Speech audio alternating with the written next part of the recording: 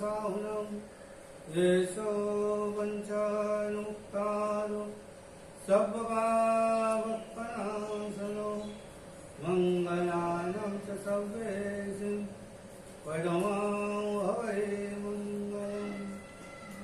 ऐन्द्रिं श्रियं नाभिषितस्य दद्याभिधर्मस्थितिकल्पवजे येनोक्तपूर्वाच्युतगज्ञानां नानान्तरानन्दघनान् श्रुते सदोदयोदेज्ञानास्तिदाना महतिव्ययं यस्तं साम्बितत्ते जयत्य पूर्वो मृगनाशनोऽसौ श्रीशान्तिनाथस्तुतिपद्मः चानुमसिद्धाल्पमहासमुद्र नारोदरस्वगिरिबाहुल्यः राजीवदीने च जगोदचन्द्रः श्रीनैमिनाथस्तदादिवस्तु यसप्तविश्वादिपतित्वसुता सुचानुभोगेन्द्रनादवत्तः विवादिदेवेन जगताङ्गसेवा कृपासनादस्सुवाय भूयात् आस्त्वद्यत्वाख्यसङ्गदानां तेयो समाने कुरुवेद्युनैव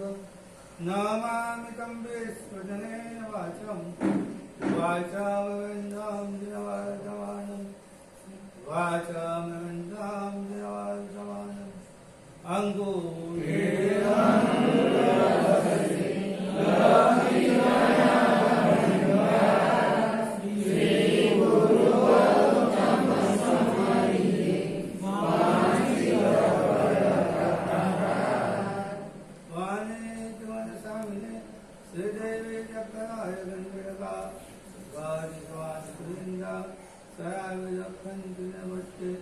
ओंकारं बिंदु संयुक्तां नित्यां ध्यायन्ति योगिनः कामदं मोक्षदं चैव ओंकाराय नमो नमः। अज्ञानतिमिरान्धनां ज्ञानाञ्जनशलाकया नित्यमुन्मीलितं येन तस्मै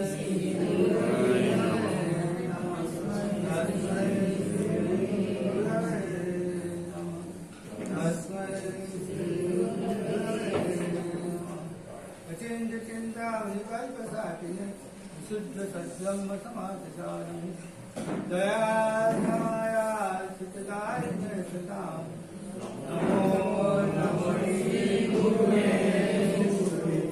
नमो नमो श्री गुरुवे नमो नमो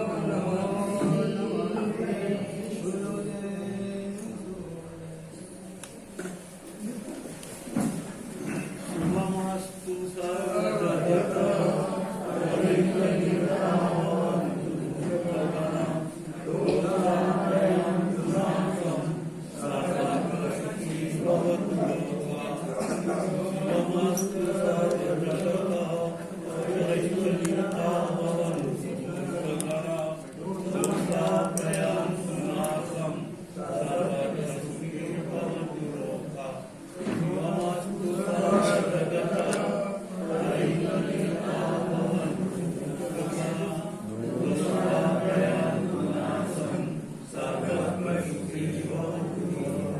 જગતના જીવોના કલ્યાણ માટે 12 નૌકા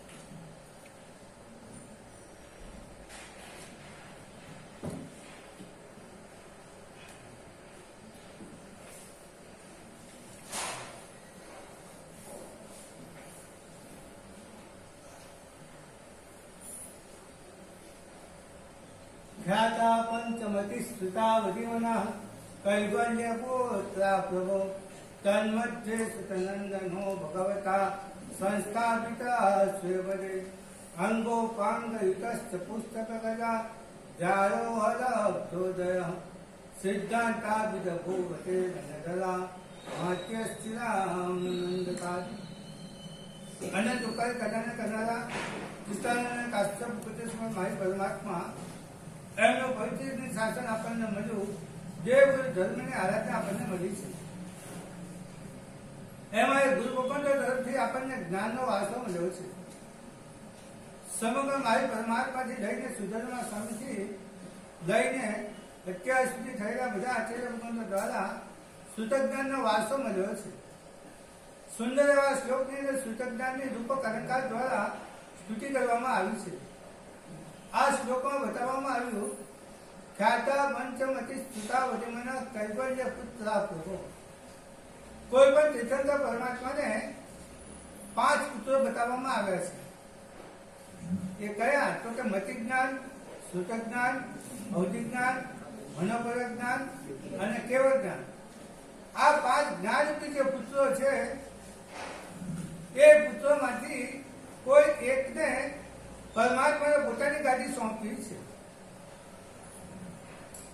5 જ્ઞાનની અંદર શ્રેષ્ઠ જ્ઞાન, શ્રેષ્ઠ પુત્ર કેવળ જ્ઞાન છે. છતાં પણ તીર્થંકર પરમાત્મા એ કેવળ જ્ઞાનને પોતાની ગાદી સોંપતા નથી.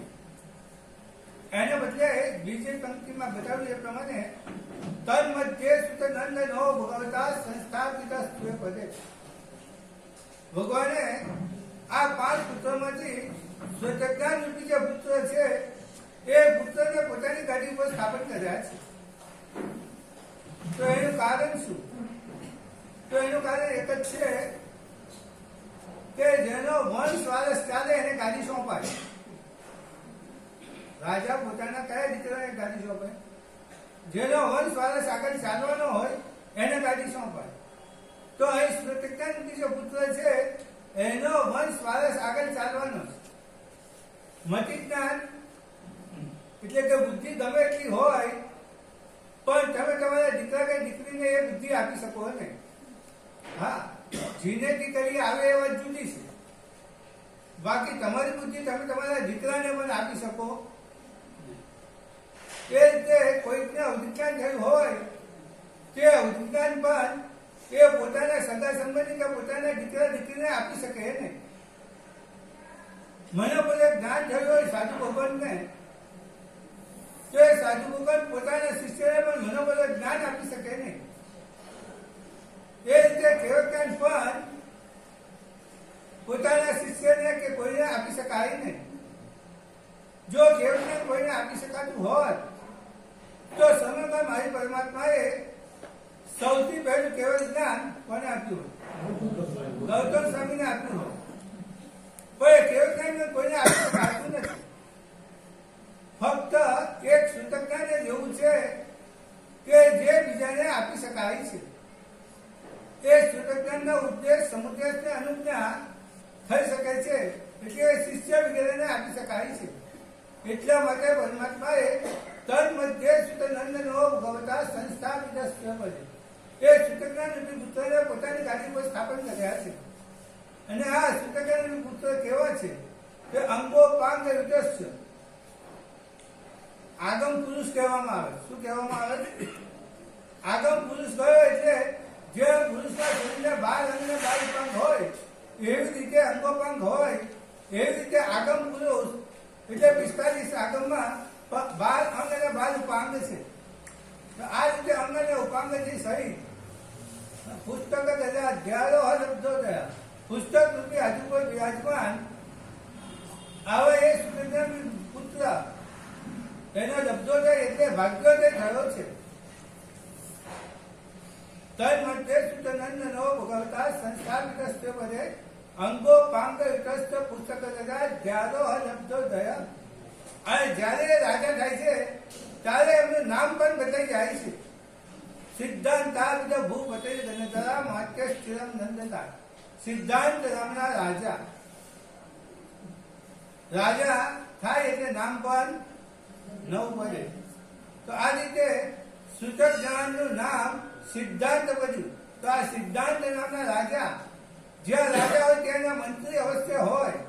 તો અહીં મંત્રી કોણ છે? તો ગણધર ભગવાન તો તેમના મંત્રી છે. તો આવા સિદ્ધાંત ભૂપતિ ગણધરા માત્ય સ્થિરમ નંદતા. તો આવા સિદ્ધાંત નામના રાજા જેના ગણધર ભગવાન તો મંત્રી છે એ ચિરકાલને માટે આનંદ પામો, જય પામો, એ પ્રમાણે અહીં સૂતકદાનની સ્તુતિ કરવામાં આવી છે. આ સૂતકદાનનો વારસો સમગ્ર મારી પરમાત્માથી લઈ એમને 11 ગણધર ભગવંતોને આપ્યો અને 11 ગણધર ભગવંતોમાંથી 5મા સુદામા સ્વામી એમની જે દ્વાદશાંગી છે એ દ્વાદશાંગી વારસામાં જંબુ સ્વામી પછી પ્રભવ સ્વામી પછી સંયમભવ સુધી એ રીતે ભક્ત પરંપરાએ સમગ્ર મારી પરમાત્માની 74 પાટે રહેલા શાસન સમ્રાટ તપા કચ્છાધિપતિ આચાર્ય વગર જે નેમી સુરસરી મહારાજા એમની પાસે આ સૂતકદાન આવ્યું છે ને એમની શિક્ષા પરંપરામાં થયેલા આચાર્ય ઉદય સુરેશ્વરજી મહારાજના પત્રકાર આચાર્ય નંદન સુરેશ્વરજી મહારાજા જેમના આચાર્યમાંથી દીક્ષા થઈ એ આચાર્ય ભગવાન અને અમારા ગુરુ ભગવાન નેમી સુરેશ્વરજી મહારાજના પત્રકાર વિજ્ઞાનશ્રી મહારાજના પત્રકાર કસ્તુરશ્રી મહારાજ, એમના પત્રકાર યશોભદ્રશ્રી મહારાજ, એમના પત્રકાર શુભંકરશ્રી મહારાજ અને એમના પત્રકાર આચાર્ય વગર સૂર્યોદય સુરેશ્વરજી મહારાજા ગુરુ ભગવાન તમારા એમના જગ્યા સૂતકદાનનો વારસો અમને મળ્યો છે ને એ સૂતકદાનનો વારસો જે મળ્યો એના આધારે એ આગમ સાહિત્યના આધારે અમે આ બધું સંશોધન કાર્ય કરીએ છીએ અને આ સંશોધન કાર્યની અંદર આ બધા જ આચાર્ય ભગવંતો આચાર્ય વગેરે હેમચંદ્ર સુરેશ્વરજી મહારાજા વખત છે નાયક એમના પણ આ સંશોધન કાર્યની અંદર સંપૂર્ણ આશીર્વાદ છે. હવે આ જે સંશોધન કાર્ય કરે છે એમાં ખાસ કરીને આજનો વિષય છે જૈન ભૂગોળ અને ખગોળ એટલે કે જૈન કોસ્મોલોજી 14 રાજયોગનું સ્વરૂપ. એ 14 રાજયોગનું સ્વરૂપ સમજાવવાનો પ્રયત્ન કરીએ છીએ. આમ તો તમને બધાને ઘણા બધાને 14 રાજયોગનું સ્વરૂપ તો ખબર છે પણ એને વર્તમાન વિજ્ઞાનની સાથે વર્તમાન ભૂગોળ અને ખગોળ વિજ્ઞાનની સાથે બહુ વિસંવાદ છે, કોન્ટ્રાડિક્શન છે, વિરોધાભાસ છે અને એ વિરોધાભાસ દૂર કઈ રીતે થાય એ સમજાવવા માટે આ આજનું વ્યાખ્યાનનું આયોજન કરવામાં આવ્યું છે. તો અહીં બતાવવામાં આવ્યું to make clear the difference between astronomy અને એસ્ટ્રોલોજી. ગઈ જે વ્યાખ્યાન હતું એ ગઈ શિબિર હતી એ એસ્ટ્રોનોમી ને એસ્ટ્રોલોજી એના ઉપર હતી. એટલે એસ્ટ્રોનોમી ને એસ્ટ્રોલોજી એમાં શું તફાવત છે એ એમાં બતાવવામાં આવ્યું. પછી give understanding of astronomy and astrophysics એટલે કે ખગોળ વિજ્ઞાન અને એસ્ટ્રોફિઝિક્સ એટલે ખભૌતિક શાસ્ત્ર એ બેમાં શું તફાવત છે એ પણ તમને તે વખતે બતાવવામાં આવ્યું હતું.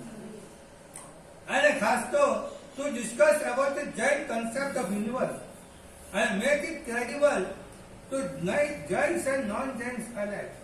એટલે કે જૈન કોસ્મોલોજી 14 રાજયોગનું જે સ્વરૂપ છે એ સ્વરૂપની અહીં ચર્ચા કરવામાં આવશે. એ સ્વરૂપ કેવું છે, કઈ રીતે છે અને એના પર લોકોને વિશ્વાસ આવે. કારણ કે 14 રાજયોગનું સ્વરૂપ એ કેવળની તીર્થંકર પરમાત્માએ બતાવેલું સ્વરૂપ છે એટલે એમાં કોઈ અસત્ય હોવાની સંભાવના નથી. છતાં પણ આધુનિક વિજ્ઞાનની સાથે એનો કેમ મેળ મળતો નથી એ વસ્તુ અહીં સમજાવવા માટે પ્રયત્ન કરવામાં આવે છે. તો આ રીતે to discuss the change in system of Hindu calendar અને હિન્દુ પરંપરાની અંદર જે કેલેન્ડર આવે છે એ કેલેન્ડરની વાત ગયા વ્યાખ્યાનની અંદર કરવામાં આવેલી. તો આ રીતે એ નિર્ણય સાયન પંચાંગની વાત તમને ગયા વ્યાખ્યાનમાં બતાવેલી. બીજું કે એસ્ટ્રોલોજી અંગેની જે ગેરસમજો છે એ ગેરસમજો દૂર કરવા માટે એ વ્યાખ્યાનનું આયોજન કરવામાં આવેલું અને એ એસ્ટ્રોલોજી અને જૈન કોસ્મોલોજી એટલે જૈન ભૂગોળ ખગોળ કોમન એટલે સામાન્ય મનુષ્યને એના પર શ્રદ્ધા બેસે ને એને સત્ય તરીકે સ્વીકાર કરે એટલા માટે અહીં જૈન ભૂગોળ અને ખગોળનું સ્વરૂપ સાયન્ટિફિક બેઝ ઉપર તમને સમજાવવામાં આવશે. Give the scientific base to the subject connecting with modern astronomy. એટલે આધુનિક ખગોળ વિજ્ઞાન છે એ ખગોળ વિજ્ઞાનને ભૂગોળની સાથે જૈન દર્શનનું જે ભૂગોળ અને ખગોળ છે એને કઈ જાતનો સંબંધ છે એ સંબંધ તમને બતાવવામાં આવશે. તો આ રીતે આ પ્રવચનની અંદર આ 8 વસ્તુ બતાવવામાં આવશે તમને. જૈન પરંપરામાં યુનિવર્સ એટલે કે 14 રાજ એના કે વિશદ વિચારણા કરવામાં આવી છે અને ઘણા બધા ગ્રંથો તથા આગમોમાં એનું વર્ણન પ્રાપ્ત થાય છે. એ પ્રમાણે જૈન દ્રષ્ટિએ બ્રહ્માંડ 14 રાજલોક સ્વરૂપ છે. એનો આકાર 2 પગ પહોળા કરીને કમર પર 2 હાથ રાખીને ઉભેલા પુરુષ જેવો છે. એટલે આ એક માત્ર ઉભેલા પુરુષના આકૃતિની કલ્પના કરવામાં આવી છે અને એના 3 વિભાગ બતાવવામાં આવ્યા છે. ઉપરના ભાગને ઉર્ધ્વલોક કહેવામાં આવે છે. એ લગભગ 7 રાજલોક જેટલી ઊંચાઈ છે અને 5 રાજલોકની પહોળાઈ છે. ત્રીસાલોક એટલે મનુષ્યલોક એ માત્ર 1800 જેટલી ઊંચાઈ ધરાવે છે અને તે 1 રાજલોક લાંબો અને 1 રાજલોક પહોળો છે. અને નીચેનો ભાગ જે અધોલોક છે જેને નરક કહેવામાં આવે છે તો એ નીચેનો ભાગ અધોલોક છે એ પણ 7 રાજલોક ઊંચો છે અને અનુક્રમે નીચે જતા પહોળો થતો જાય છે. ને છેલ્લે 7મી નરક એ 7 રાજલોક લાંબો અને પહોળો સર્ક્યુલર એટલે વર્તુળાકારમાં 7મી નાનકી આવેલી છે. નેક્સ્ટ. ઉર્ધ્વલોકમાં 12 દેવલોક, 9 દેવ અને 5 અનુત્તર દેવોના સ્થાન આવેલા છે. એની ઉપર સિદ્ધશિલા છે જ્યાં સિદ્ધના જીવોનું કાયમી સ્થાન છે. જ્યારે નીચેના અધોલોકમાં 7 નારકી છે. તેમાં પહેલી નારકીની ઉપર ભવનપતિ નિકાયના દેવોનો નિવાસ છે. એની ઉપર વ્યંતર નિકાયના દેવોનો નિવાસ છે અને એની ઉપર વાયવંતર દેવોનો નિવાસ છે. તો આ રીતે 14 રાજલોકનું સામાન્ય સ્વરૂપ તમને બતાવવામાં આવ્યું. એમાં ત્રિસાલોક જૈન કોસ્મોલોજીમાં વિશ્વ વિજ્ઞાનની અંદર ત્રિસાલોક બહુ મહત્વનો ભાગ છે. ત્રિસાલોકમાં અસંખ્ય દ્વીપ અને સમુદ્ર છે. તેની વચ્ચે મધ્યમાં 1 લાખ યોજન લાંબો પહોળો જંબુદ્વીપ છે. તેની ફરતે 2 લાખ યોજન પહોળો બંગડીના આકારમાં લવણ સમુદ્ર છે. તેની ફરતે 4 લાખ યોજન પહોળો ઘાટીખંડ છે. તેની આસપાસ 8 લાખ યોજન પહોળો કાળોદરી સમુદ્ર છે અને એની ફરતે 8 લાખ યોજન પહોળો પુષ્કળ અર્ધદ્વીપ છે. પુષ્કળ દ્વીપ કુલ 16 લાખ યોજન પહોળો છે. એમાંથી અડધો ભાગ એ મનુષ્ય ક્ષેત્રમાં આવે છે એટલે ફક્ત 8 લાખ યોજન પુષ્કળ દ્વીપ અડધો લેવામાં આવે છે. આમ કુલ અધિદ્વીપ અને 2 સમુદ્ર સહિત 45 લાખ યોજન લાંબુ અને પહોળું મનુષ્ય ક્ષેત્ર બતાવવામાં આવ્યું છે. યાદ રાખો, અહીં જે આ વિસ્તાર બતાવવામાં આવ્યો ને એ એનો વાસ્તવિક વિસ્તાર નથી. શું નથી? જીઓગ્રાફિકલ મેપ નથી, આ સ્ટેટિસ્ટિકલ મેપ છે. એટલે કમ્પેરેટિવ તમને આ વિસ્તાર બતાવવામાં આવ્યો છે. એટલે કે જમીન અને સમુદ્ર એ 2 વચ્ચેનું પ્રમાણ કેટલું છે એ તમને બતાવવામાં આવ્યું છે. એટલે અસત કલ્પનાએ આપણો જંબુદ્વીપ જો 50,000 યોજનનો ગણીએ તો લવણ સમુદ્ર 1 લાખ યોજનનો આવે અને જંબુદ્વીપ આપણે 1 લાખ યોજનનો ગણીએ તો એના કરતા ડબલ લવણ સમુદ્ર એટલે 2 લાખ યોજન પ્રમાણ આવે. એટલે આ રીતે શાસ્ત્રમાં જે માપ બતાવ્યું છે એ માપ એકચ્યુઅલ માપ નથી. આટલું તમારે ધ્યાનમાં રાખવાનું છે. આ સામાન્ય સમજ અત્યારે આપી, એની ડિટેલ સમજ આગળ આપું છું. મનુષ્ય ક્ષેત્ર તીર્થાલોક, એ તીર્થાલોકને સમય ક્ષેત્ર પણ કહેવામાં આવે છે. આ મનુષ્ય ક્ષેત્રમાં મનુષ્યના જન્મ મરણ થાય અને તેમાં જ મેરુ પર્વતની આસપાસ ફરતા કુલ 132 સૂર્ય અને 132 ચંદ્ર, પ્રત્યેક સૂર્ય ચંદ્રથી 88 ગ્રહો અને નક્ષત્ર સ્વરૂપ તારાઓના સમૂહ છે અને એના કારણે દિવસ અને રાત સ્વરૂપ કાળ છે. તેથી આ મનુષ્ય ક્ષેત્રને સમય ક્ષેત્ર પણ કહેવામાં આવે છે. અંગ્રેજી ભાષામાં એને ટાઈમ ઝોન કહેવામાં આવે છે. દાખલા તરીકે આ જે આપણી પૃથ્વી છે, તો પૃથ્વીમાં પણ જુદા જુદા દેશોને ટાઈમ ઝોન પાડવામાં આવ્યા. ભારતનો ટાઈમ ઝોન જુદો, પાકિસ્તાનનો ટાઈમ ઝોન જુદો, બાંગ્લાદેશનો ટાઈમ ઝોન જુદો, અમેરિકાનો ટાઈમ ઝોન જુદો. તો એ સમયના જેમ ટાઈમ ઝોન પાડવામાં આવે છે પૃથ્વી ઉપર, એ રીતે જૈન કોસ્મોલોજીની અંદર, તીર્થાલોકની અંદર આ મનુષ્ય ક્ષેત્ર છે, એ મનુષ્ય ક્ષેત્ર છે, બીજે કોઈ જગ્યાએ સમય છે નહીં. અને એટલા માટે મનુષ્ય ક્ષેત્રને સમય ક્ષેત્ર કહેવામાં આવે છે. જંબુદ્વીપમાં મનુષ્યને ઉત્પન્ન થનારા ક્ષેત્ર તરીકે ભરત ક્ષેત્ર, ઐરાવત ક્ષેત્ર અને મહાવિદ્યાલયની 32 વિજય અને લવણ સમુદ્રમાં 56 અંતર્જ્યુત સ્વરૂપ ક્ષેત્રો છે.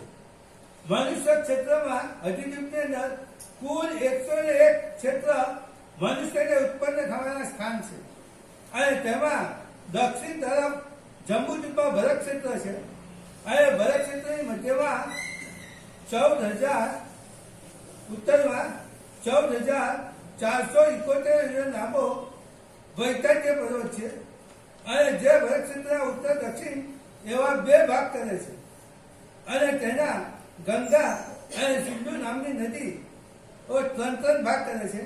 તેમાં દક્ષિણાર્ધ ભરત અને દક્ષિણાર્ધ ભરતના મધ્ય ભાગમાં આપણી આ પૃથ્વી આવેલી છે એવું સામાન્ય રીતે બધા સાધુ સાધ્વી કહે છે અને માને છે. અને બધા પંડિતો એ પ્રમાણે બધાને શીખવાડે પણ છે, બનાવે પણ છે. એ રીતે આપણી વર્તમાન પૃથ્વી એ ભરત ક્ષેત્રના દક્ષિણાર્ધ ભરતના મધ્યખંડમાં આવેલી છે. આવું આ પ્રમાણે માનવામાં આવે છે.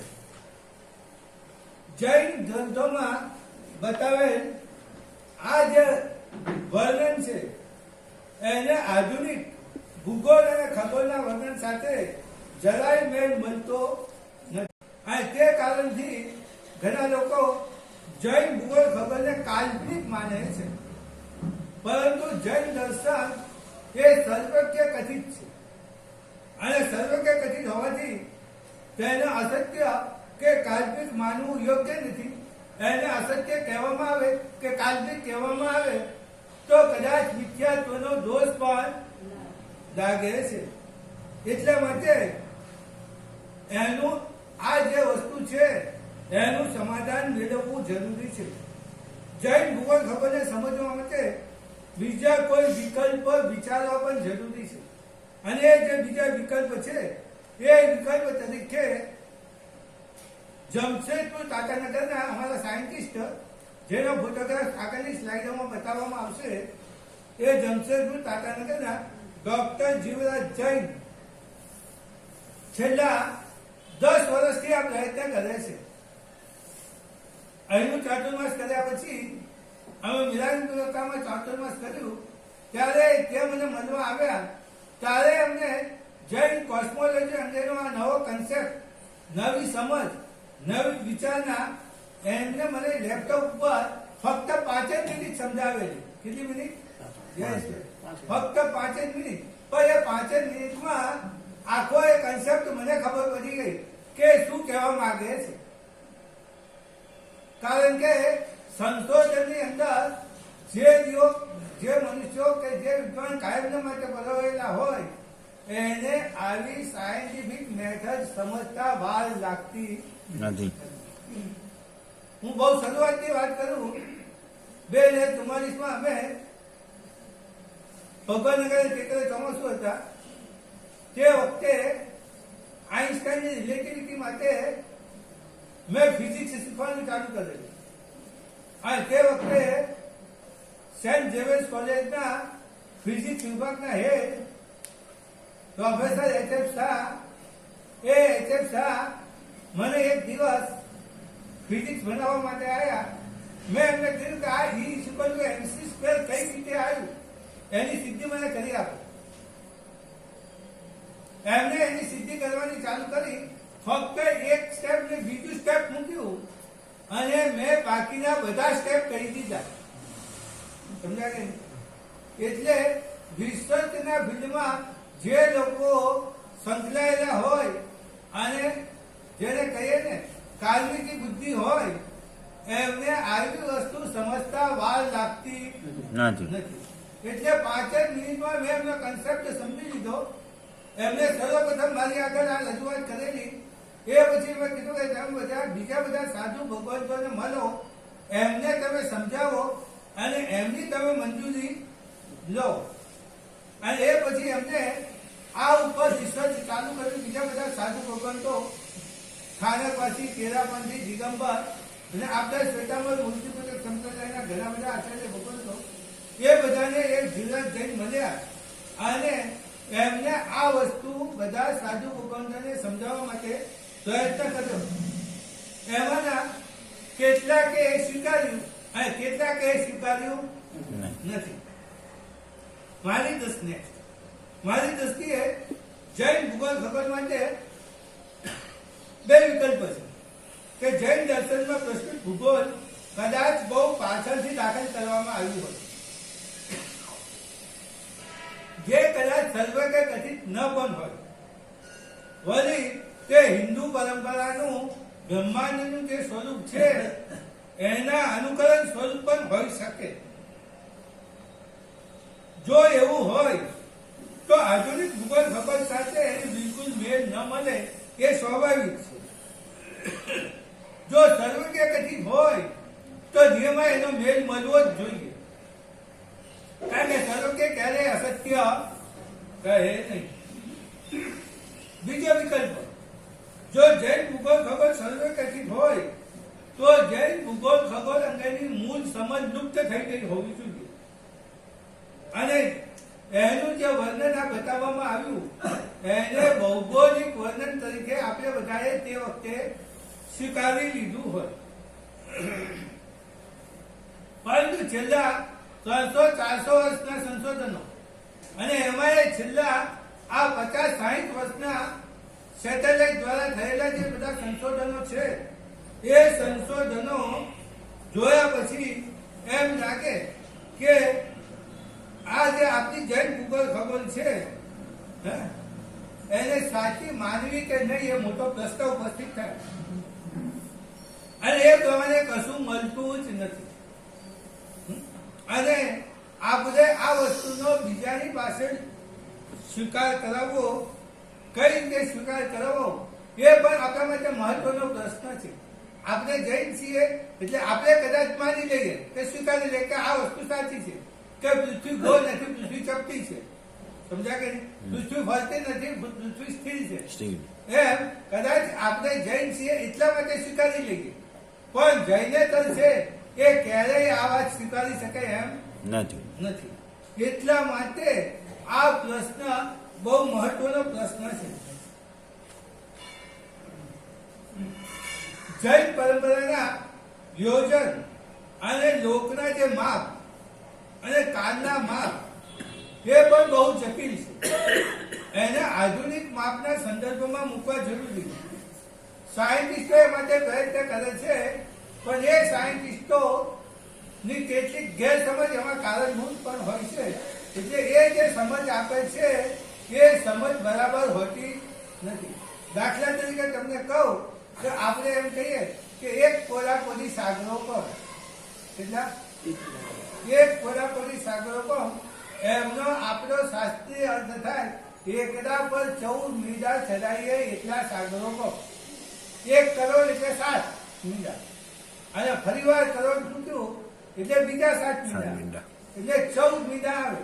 એને બદલે કેટલાક સાયન્ટિસ્ટો એક કોડીનો અર્થ કોડીનો અર્થ 20 કરે છે.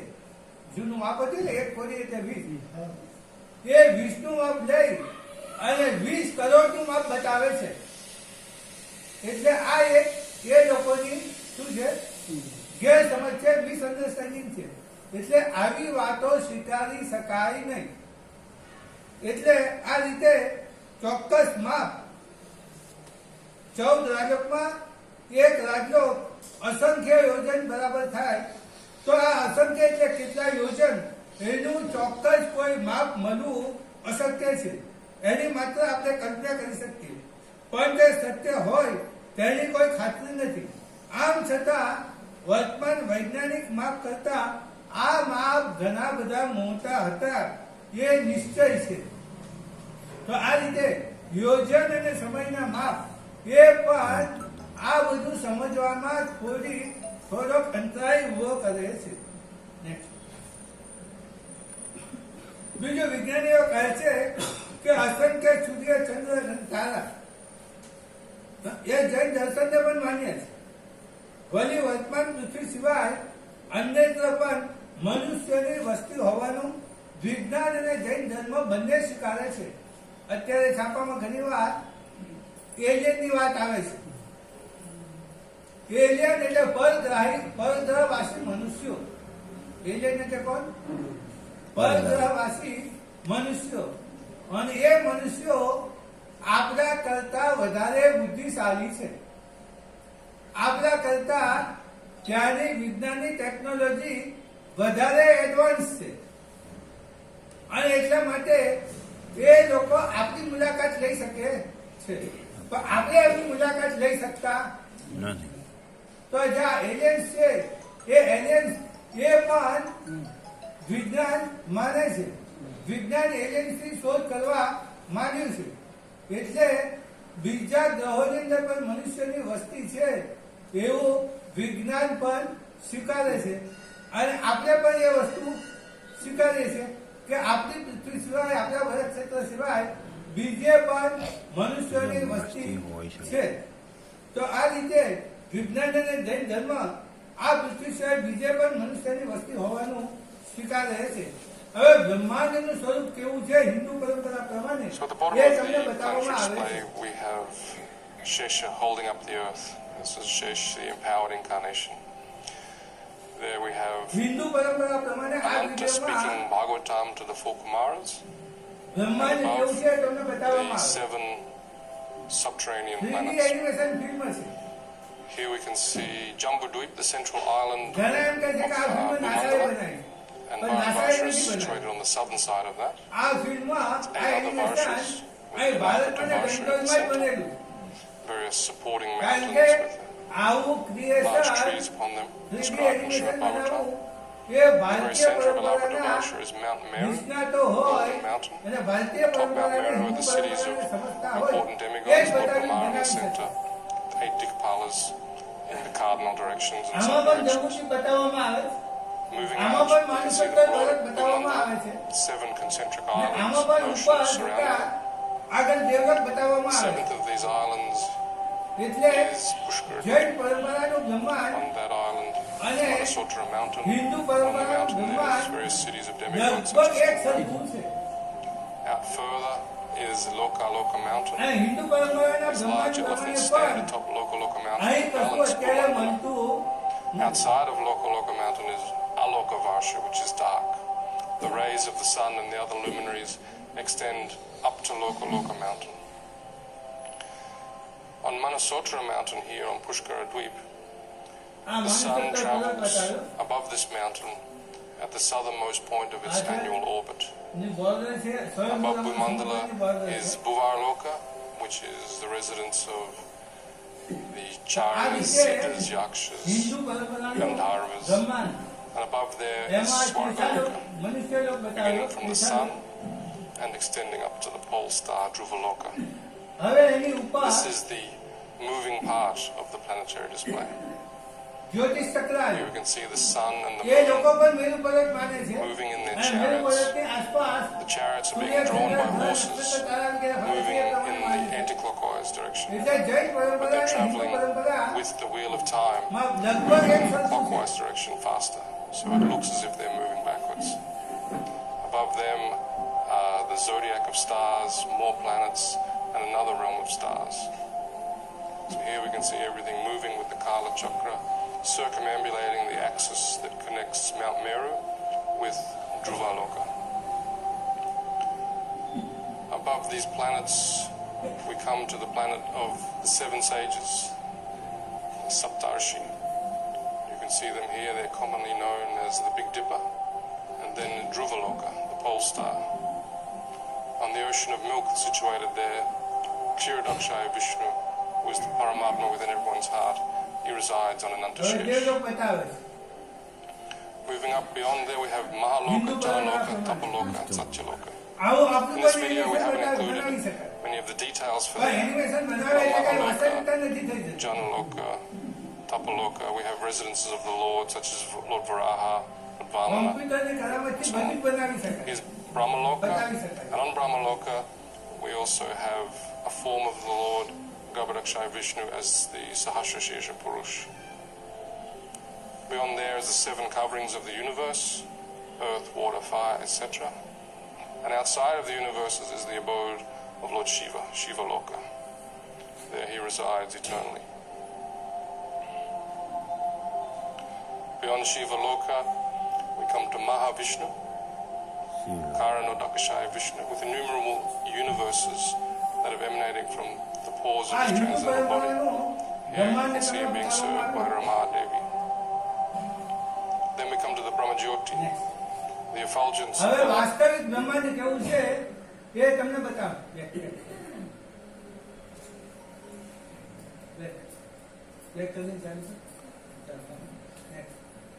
ઓટોમેટિક ચાલુ થઈ ગયું. નહીં, નહીં. હા.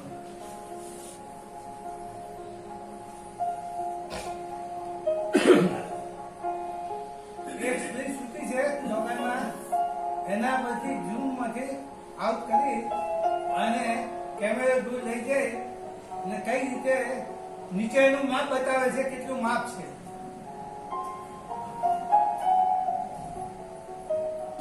આ અમેરિકાની ખાલી પૃથ્વી આવી ગૂગલ લ્યુનર ઓર્બિટ, જે પૃથ્વીની આજુબાજુ ચંદ્ર ફરે છે તે. પછી સૂર્ય,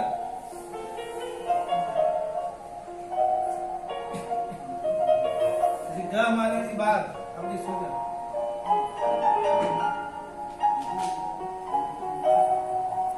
બ્રહ્માંડ કેટલું મોટું છે વાસ્તવિકતા એ તમને અહીં આધુનિક વિજ્ઞાન બતાવે છે.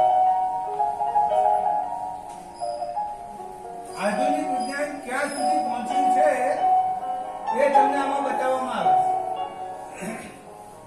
ગેલેક્સી, ગેલેક્સીઓનો સમૂહ, કોસ્મિક વેવ.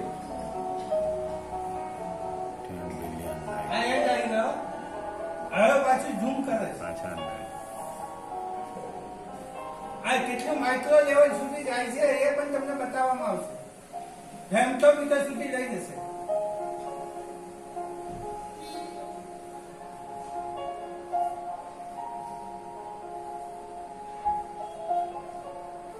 પૃથ્વી પર પૃથ્વી આ ગૂગલ નું સેન્ટર આવ્યું. આ પેલી સ્ત્રી સુઈ રહેલી આવી. હવે એની આંખો બતાવશે, આંખોની કીકી બતાવશે. નીચે એના માપ બતાવે છે કે કેટલું સૂક્ષ્મ છે.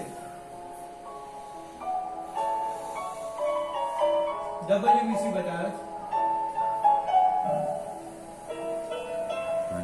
DNA બતાવે છે. ક્રોમોઝોમ્સ, DNA, એટમનો સમૂહ બતાવે છે.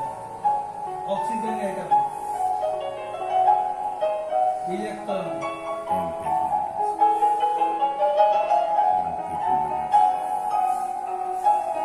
ન્યુક્લિયસ, અણુનું કેન્દ્ર, જોવાનું.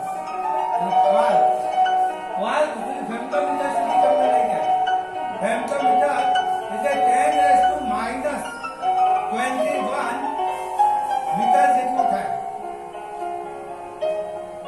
તો આ એટલે એટલું બધું સૂક્ષ્મ અને આટલું બધું વિશાળ બ્રહ્માંડ એક વાસ્તવિક છે. આ અસત કલ્પના નથી. સમજાય કે નહીં? આ વાસ્તવિકતા છે. આ રીતે હિન્દુ પરંપરાનું બ્રહ્માંડ, જૈન પરંપરાનું બ્રહ્માંડ 14 રાજ્યો અને આધુનિક વિજ્ઞાન એ બે વસ્તુ તમને બતાવવામાં આવી. હવે જૈન ભૂગોળ ખબર એટલે તમારા મનમાં ઉઠતા પ્રશ્નો અને અમારા સાધુઓના મનમાં પણ ઉપસ્થિત થતા પ્રશ્નો, એ બધા પ્રશ્નો અહીં બતાવવામાં આવે છે. અને આ જે પ્રશ્નો જેવા છે કે જેનું નિરાકરણ કરવું જરૂરી છે. તો એના માટે પ્રશ્નો પહેલા રજૂ કરવામાં આવે છે કે સૌથી પહેલો પ્રશ્ન શેપ ઓફ અવર અર્થ, આપણી પૃથ્વીનો આકાર એક તો ચપટો છે એવું કહેવામાં આવે છે આપણી જૈન પરંપરામાં, અને સ્થિર છે એવું કહેવામાં આવે છે. જ્યારે વિજ્ઞાન પ્રમાણે પૃથ્વી દાદા જેવી ગોળ છે. એ પોતાની ધરી ઉપર 24 કલાકમાં એક આંટો ફરે છે અને 23.5 ડિગ્રી સૂર્ય તરફ નમીને ફરે છે. તો આ રીતે જે છે ખગોળિક વાસ્તવિકતા છે. એટલે આ પ્રશ્ન પૃથ્વીના આકારનો અને પૃથ્વીના સ્થિરતા સંબંધી આ પ્રશ્ન છે. હવે આ પ્રશ્ન કેમ ઉપસ્થિત થયો એનું સોલ્યુશન પછી બતાવવામાં આવશે. આ એક પ્રશ્ન છે. બીજો પ્રશ્ન, મહાવીર ક્ષેત્ર ખરેખર ક્યાં આવ્યું? જૈન ભૂગોળ પ્રમાણે જંબુદ્વીપની અંદર ભરત ક્ષેત્ર, આપણું ભરત ક્ષેત્ર આપણે વર્તમાન પૃથ્વી લઈએ તો આપણી ઉત્તરે મહાવીર ક્ષેત્ર આવેલું. હવે સામાન્ય રીતે એવું કહેવાય છે કે જ્યારે ભરત ક્ષેત્રમાં દિવસ હોય ત્યારે મહાવીરમાં રાત્રિ હોય, અને ભરત ક્ષેત્રમાં રાત્રિ હોય ત્યારે મહાવીરમાં દિવસ હોય. એવું તો ભારત અને અમેરિકા વચ્ચે બને. તો શું અમેરિકા મહાવીર છે? અમેરિકાને મહાવીર તરીકે આપણે સ્વીકારી શકીએ એમ છે ને? તો ખરેખર મહાવીર ક્યાં છે? આ એક પ્રશ્ન આવે. એટલે મહાવીર નું સમગ્ર વર્તમાન પૃથ્વી ઉપર મહાવીર જેવું કોઈ ક્ષેત્ર છે કે નહીં એ પણ એક સંશોધનનો વિષય થયો. એટલે આ એક પ્રશ્ન આવ્યો.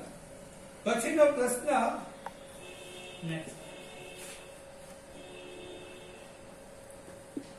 જ્યારે ભરત ક્ષેત્રની વાત કરી, હવે આગળનો પ્રશ્ન, જો આપણી પૃથ્વી રકાબી જેવી સપાટ હોય તો હજારો કૃત્રિમ ઉપગ્રહો તેની આસપાસ કઈ રીતે ફરી શકે?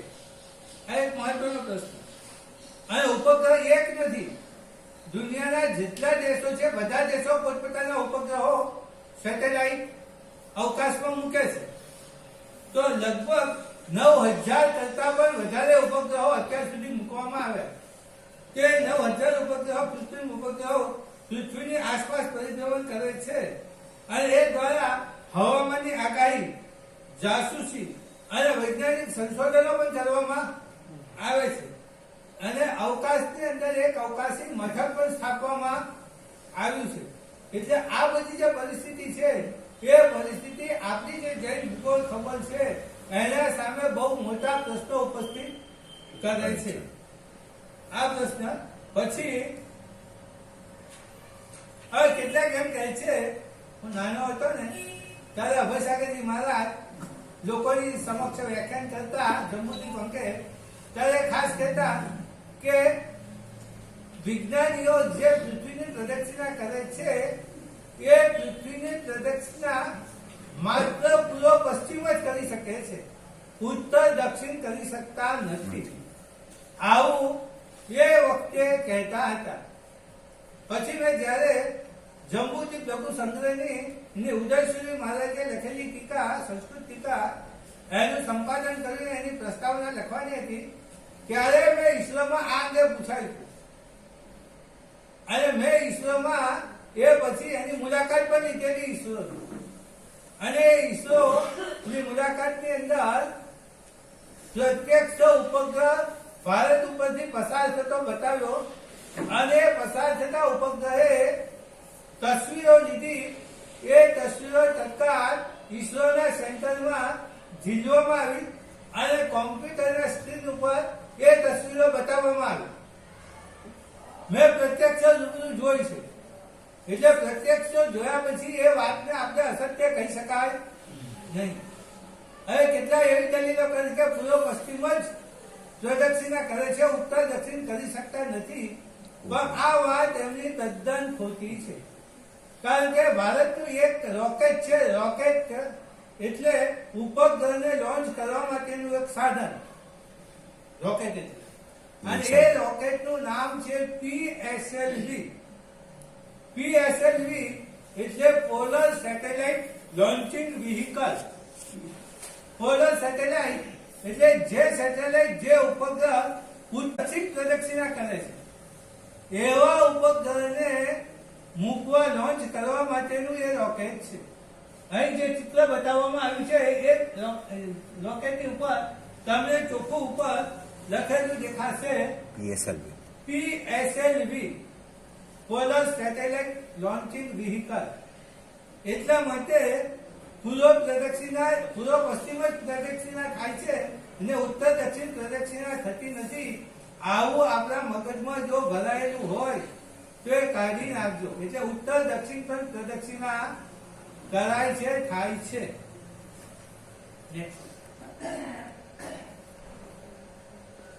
બીજી વાત કે ભગવાન મહાવીર એ ગંગા નદી ક્રોસ કરી હતી નાવડીમાં બેસીને. તો એ શ્વેતાંબરી નગરીની પાસે ગંગા નદી છે.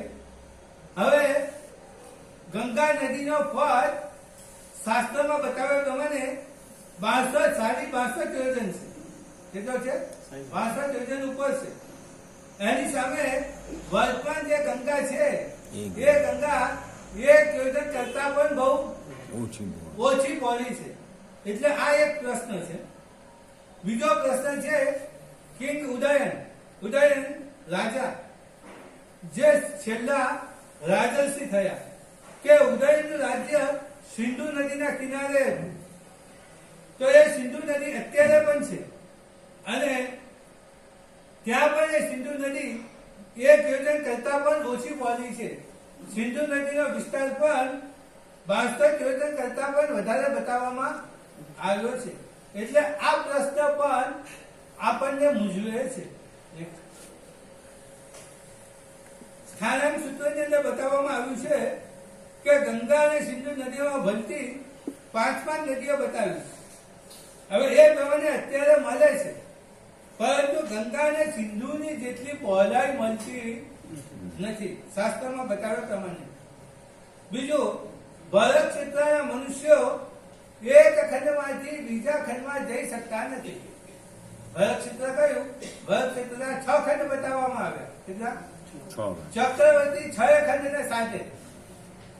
વર્તમાન કાલે કોઈ ચક્રવર્તી નથી, બરાબર? અને વર્તમાન કાલે મધ્ય ખંડમાંથી બીજા જે 5 ખંડ છે એ બીજા 5 ખંડમાં કોઈ જઈ શકતું, કારણ કે બીજા 5 ખંડ થાય એ જ ખબર નથી. એનું લોકેશન, એનું સ્થાન પણ ખબર નથી. એટલે એક ખંડમાંથી બીજા ખંડમાં જઈ શકાતું નથી. જ્યારે વર્તમાન પૃથ્વી ઉપર ભારતને જો ભરત ક્ષેત્ર ગણવામાં આવે તો એ ભરત ક્ષેત્રના માનવી એક ખંડમાંથી બીજા ખંડમાં અમેરિકા પણ જઈ શકો, ઓસ્ટ્રેલિયા પણ જઈ શકો, જાપાન પણ જઈ શકો, આફ્રિકા પણ જઈ શકો. તો એક ખંડમાંથી બીજા ખંડમાં જઈ શકાય છે, જાય છે. એટલે આ પણ એક મહત્વનો પ્રશ્ન છે.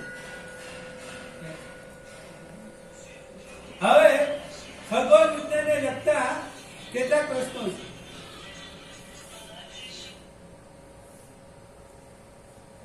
જૈન દર્શનમાં ચંદ્ર અને પૃથ્વીથી દૂર બતાવવામાં આવે છે અને તારાઓને પૃથ્વીથી દૂર નજીક બતાવવામાં આવે છે. અહીં નહીં, એમ છે. 27 નંબર છે. અહીં એક પ્રશ્ન લઈ દો છે. ભરત ક્ષેત્રની વાત છે. ભરત ક્ષેત્ર ની ઉત્તરે કેટલીક પૃથ્વીઓ આવેલી, કેટલાક ક્ષેત્ર છે ને પર્વતો બતાવવામાં આવે છે જંબુદ્વીપમાં. હવે એમાંનું વર્તમાન પૃથ્વી પર કશું મળતું નથી. સમજાય? જંબુદ્વીપને આપણે પૃથ્વી માનીએ તો આ પૃથ્વી પર મહાવીર ક્ષેત્ર હોવું જોઈએ, હરિવર્ષ ક્ષેત્ર હોવું જોઈએ, જ્યાં નીકળ્યા હોય દેવપુરીના ઉત્તરનું ક્ષેત્ર પણ હોવું જોઈએ. પણ એમાંનું એક એક ક્ષેત્ર આ વર્તમાન પૃથ્વી પર જોવા મળતું નથી. એટલે આ પણ એક પ્રશ્ન છે. હવે એસ્ટ્રોનોમી એટલે ખબર વિજ્ઞાન સંબંધી તમે અહીં જોશો તો મેરુ પર્વત છે. મેરુ પર્વતની આસપાસ ગ્રહો બતાવે છે અને એ ગ્રહોમાં સૌથી નીચે તારાનું ઝુંડ બતાવ્યું. શું બતાવ્યું? અને એની ઉપર સૂર્ય બતાવવામાં આવ્યો. અને સૂર્યની ઉપર ચંદ્ર બતાવવામાં આવ્યો. એટલે આપણી સમભૂતના પૃથ્વીથી તારા નજીક બતાવવામાં આવ્યા છે અને ચંદ્ર દૂર બતાવવામાં આવ્યો. જ્યારે વાસ્તવિક પરિસ્થિતિમાં ચંદ્ર આપણી નજીક છે અને તારા આપણાથી દૂર છે. દૂર છે. એટલે આ એક પ્રશ્ન. બીજો પ્રશ્ન આગળ કે મંગળ અને પૃથ્વી અને જુપિટર એટલે ગુરુ. તો અહીં જૈન ખબર પ્રમાણે પૃથ્વી થી ગુરુ નજીક છે અને મંગળ દૂર બતાવવામાં આવ્યું. જ્યારે આધુનિક ખબર વિજ્ઞાન પ્રમાણે મંગળ નજીક છે અને ગુરુ દૂર છે, જે બાજુના ચિત્રની અંદર બતાવવામાં આવ્યું છે. ગુરુ બતાવવામાં આવે છે, એની આગળ મંગળ છે અને એની આગળ પૃથ્વી છે. અને એટલે પૃથ્વીથી નજીક, સૂર્યથી નજીક પહેલા પૃથ્વી આવે, પછી મંગળ આવે અને પછી ગુરુ આવે. પછી શનિ. જ્યારે આપણે ત્યાં એના કરતા ઉલટું. ઉલટું છે. એટલે એક આ પણ જૈન ખગોળ અંગેનો મહત્વનો પ્રશ્ન છે. હવે કેટલાક એમ કહે છે કે તારાઓ, જૈન દર્શનમાં તારાઓની જે સાઈઝ છે એ 10 યોજન કરતા પણ નાના છે એવું બતાવવામાં આવ્યું. જ્યારે આધુનિક વિજ્ઞાન પ્રમાણે તારાઓ હજારો યોજન લાંબા પહોળા છે, ગોળાકાર હજારો યોજનના વ્યાસ વાળા છે. એટલે આ પણ વિરોધાભાસ આવ્યો છે. બીજું કહે છે કે man cannot reach moon or send his equipment there. એમ કહે છે જૈન દર્શન પ્રમાણે મનુષ્ય ચંદ્ર ઉપર પહોંચી શક્યો નથી, પહોંચે જ નહીં. આવું આપણે દ્રઢપણે માનીએ છીએ, કારણ કે ચંદ્રને આપણે દેવનું વિમાન માની લીધું ને એ દેવના વિમાનની અંદર કોઈ જઈ શકે નહીં. આવું આપણે માન્યું છે. જ્યારે વિજ્ઞાને મનુષ્યને ચંદ્ર ઉપર મોકલ્યો છે, નીલ આર્મસ્ટ્રોંગ એ ચંદ્ર ઉપર પહોંચે છે. અહીં એનું તમને ચિત્ર બતાવવામાં આવ્યું છે. ઘણા આ વાતને સ્ટુડિયોમાં લીધેલો ફોટોગ્રાફ બનાવે છે. શું બનાવે છે? સ્ટુડિયોમાં લીધેલો ફોટોગ્રાફ બનાવે છે. પણ તમને કહું કે જે જમાનામાં એપોલો ગયું એ જમાનામાં આવા કોમ્પ્યુટરોની શોધ પણ નહોતી થઈ. એપોલો ચંદ્ર ઉપર ગયું 1969 માં ગયું. ક્યારે ગયું? 1969 માં ગયું. અને હવે 1984 કેટલા વર્ષ, 15 વર્ષ પછી મુંબઈમાં જે કોમ્પ્યુટર જોયું, જે ફર્સ્ટ જનરેશન નું કોમ્પ્યુટર કહેવાય, અને એ ફર્સ્ટ જનરેશન નું કોમ્પ્યુટર આ ઉપાસના હોલ જેટલા મોટા મોટા 15-20 કબાટો ભેગા થાય ત્યારે એક કોમ્પ્યુટર બને. કેટલા? અત્યારે કોમ્પ્યુટર તમારા મોબાઈલમાં આવી ગયું. સમજ્યા કે નહીં? એટલે કોઈ એમ કહેતું હોય કે આ સ્ટુડિયોમાં કે બનાવટી કોમ્પ્યુટરની મદદથી ઉત્પન્ન કરેલી ઇમેજ છે, તો એ વાત તદ્દન ખોટી છે. અને બીજી વાત કે આપણું મૂનયાન પણ ચંદ્રની પ્રદક્ષિણા કરવા ગયેલું. તો આ રીતે ચંદ્રની પ્રદક્ષિણા કરેલું ને મૂન ઇમ્પેક્ટ પ્રોબ ચંદ્ર ઉપર લેન્ડ પણ થયેલું.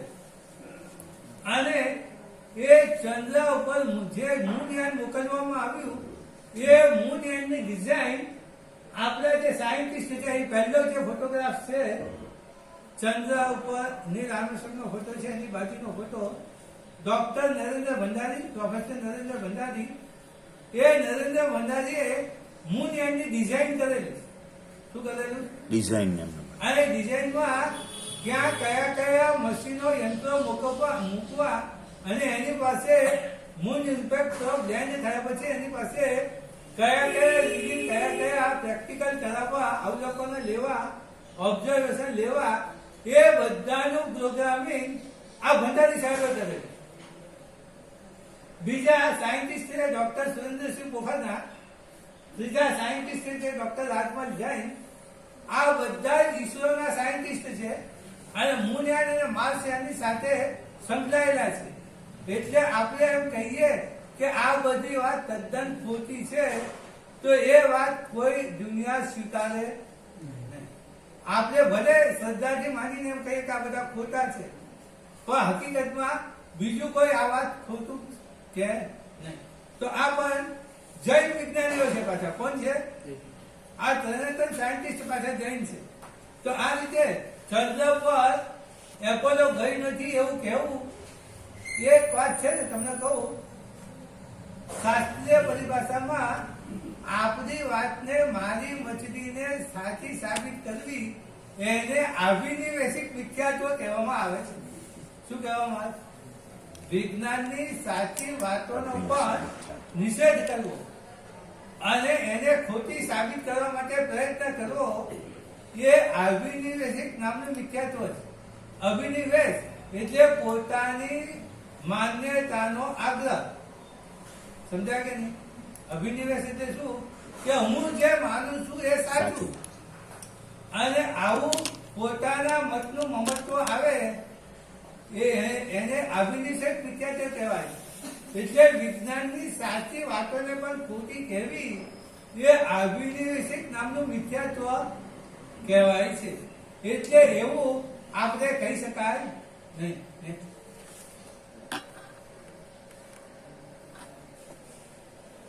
મહત્વની વાત, જૈન દર્શનમાં બતાવ્યા પ્રમાણે લાંબામાં લાંબો દિવસ, યાદ રાખો, જૈન દર્શનમાં જે લાંબામાં લાંબો દિવસ બતાવવામાં આવ્યો છે ને એ આપણા ભારત દેશની અપેક્ષાએ છે, સંપૂર્ણ દુનિયાની અપેક્ષાએ નથી. સમજી લો. પણ આપણે બધાએ સંપૂર્ણ દુનિયાની અપેક્ષાએ એને સમજી લીધું. આપણે ત્યાં 14 કલાક અને 24 મિનિટ નો મોટામાં મોટો દિવસ અને મોટામાં મોટી રાત્રિ બતાવવામાં આવી છે. 18 મુહૂર્ત એટલે 14 કલાક ને 24 મિનિટ. તો આ રીતે જ્યારે વર્તમાન પૃથ્વી ઉપર તમે સ્વિટ્ઝરલેન્ડ, સ્વીડન કે ત્યાં જાઓ તો 2-3 મહિના સુધી તમને દિવસ જોવા મળે અને 3-4 મહિના સુધી તમને સૂર્ય જોવા ન મળે, રાત જ જોવા મળે. સમજાય કે નહીં? તો આવું શા માટે છે, કઈ રીતે છે, એ પણ આ એક મહત્વનો પ્રશ્ન છે. બીજો, જૈન શાસ્ત્ર પ્રમાણે જંબુદ્વીપમાં 2 સૂર્ય અને 2 ચંદ્ર, જેના કારણે રાત્રિ અને દિવસ ખાય છે. જ્યારે વર્તમાન વિજ્ઞાન પ્રમાણે પૃથ્વી પોતાની ધરી ઉપર 24 કલાકમાં 1 આંટો ફરે છે, એના કારણે રાત્રિ દિવસ ખાય છે. આ એક મહત્વનો બીજો વિરોધાભાસ છે, કોન્ટ્રાડિક્શન. બીજી વાત છે, નરક લોક ક્યાં આવ્યો? સામાન્ય એમ કહેવામાં આવે કે નરક છે આપણી રચના કરવા પૃથ્વીની નીચે નરક છે. તો જો આપણે પૃથ્વી ખોદીએ અને નીચે જઈએ તો આપણે નરકમાં પહોંચી જઈએ. પણ વાસ્તવમાં જો આવું કરીએ, ખોદીએ, પહેલી તો ખોદાય જ નહીં, કારણ કે વચ્ચે પૃથ્વીનો મધ્યમાં લાવારસ એટલો છે કે ખોદીને બીજે ઠેકાણે બીજે છેડે પહોંચાય એવું નથી, છતાં પણ કદાચ કોઈ પહોંચશે ખોદીને લાવારસમાંથી એ પણ પસાર થઈ જાય અને કદાચ પહોંચે તો એને બીજા છેડે અમેરિકા દેખાય, પણ નરક આવે નહીં. એટલે નરક ખરેખર ક્યાં છે? આ એક પ્રશ્ન છે. હવે એટલે આ નરકનો પણ પ્રશ્ન છે. નરકનો પ્રશ્ન કઈ રીતે ઉકેલ્યું છે એ તમને આગળ બતાવીશ. નેક્સ્ટ. હવે બીજા પણ આ જે પ્રશ્નો જે કોન્ટ્રાડિક્શન બતાવ્યા એ અમારા સાયન્ટિસ્ટ ડોક્ટર જીવરાજ જૈને બતાવેલા. હવે મેં વર્ષો પહેલા 2052 અમે ભાવનગર ચોમાસું હતા ત્યારે જૈન ભૂગોળ ખગોળ અંગે કેટલાક પ્રશ્નો તીર્થંકર નામના મેગેઝિનમાં છપાયેલા. મેં એના ઉપર આર્ટિકલ લખેલો અને એ આર્ટિકલ તીર્થંકર મેગેઝિનમાં હિન્દી મેગેઝિનમાં પબ્લિશ થયેલો. એ પબ્લિશ થયા પછી મારા માથે માછલા પણ બહુ ધોવાયા કે મારાથી આવું લખાય નહીં, લોકોને અશ્રદ્ધા થાય એવું લખાય નહીં. સમજાય ને? એટલે તે વખતે મેં કયા પ્રશ્નો રજૂ કરેલા એ પ્રશ્નો પણ અહીં સમજાવવામાં આવે છે કે જો પૃથ્વી સપાટ હોય તો બે ભિન્ન શહેરો વચ્ચે સૂર્યોદય અને સૂર્યાસ્તના તફાવત કઈ રીતે સમજાવી શકાય? જૈન ખગોળ શાસ્ત્રમાં બે રાહુ બતાવ્યા છે, નિત્ય રાહુ અને પર્વ રાહુ. નિત્ય રાહુ ચંદ્રની કલાનું કારણ છે અને પર્વ રાહુ એ સૂર્યગ્રહણ અને ચંદ્રગ્રહણનું કારણ છે.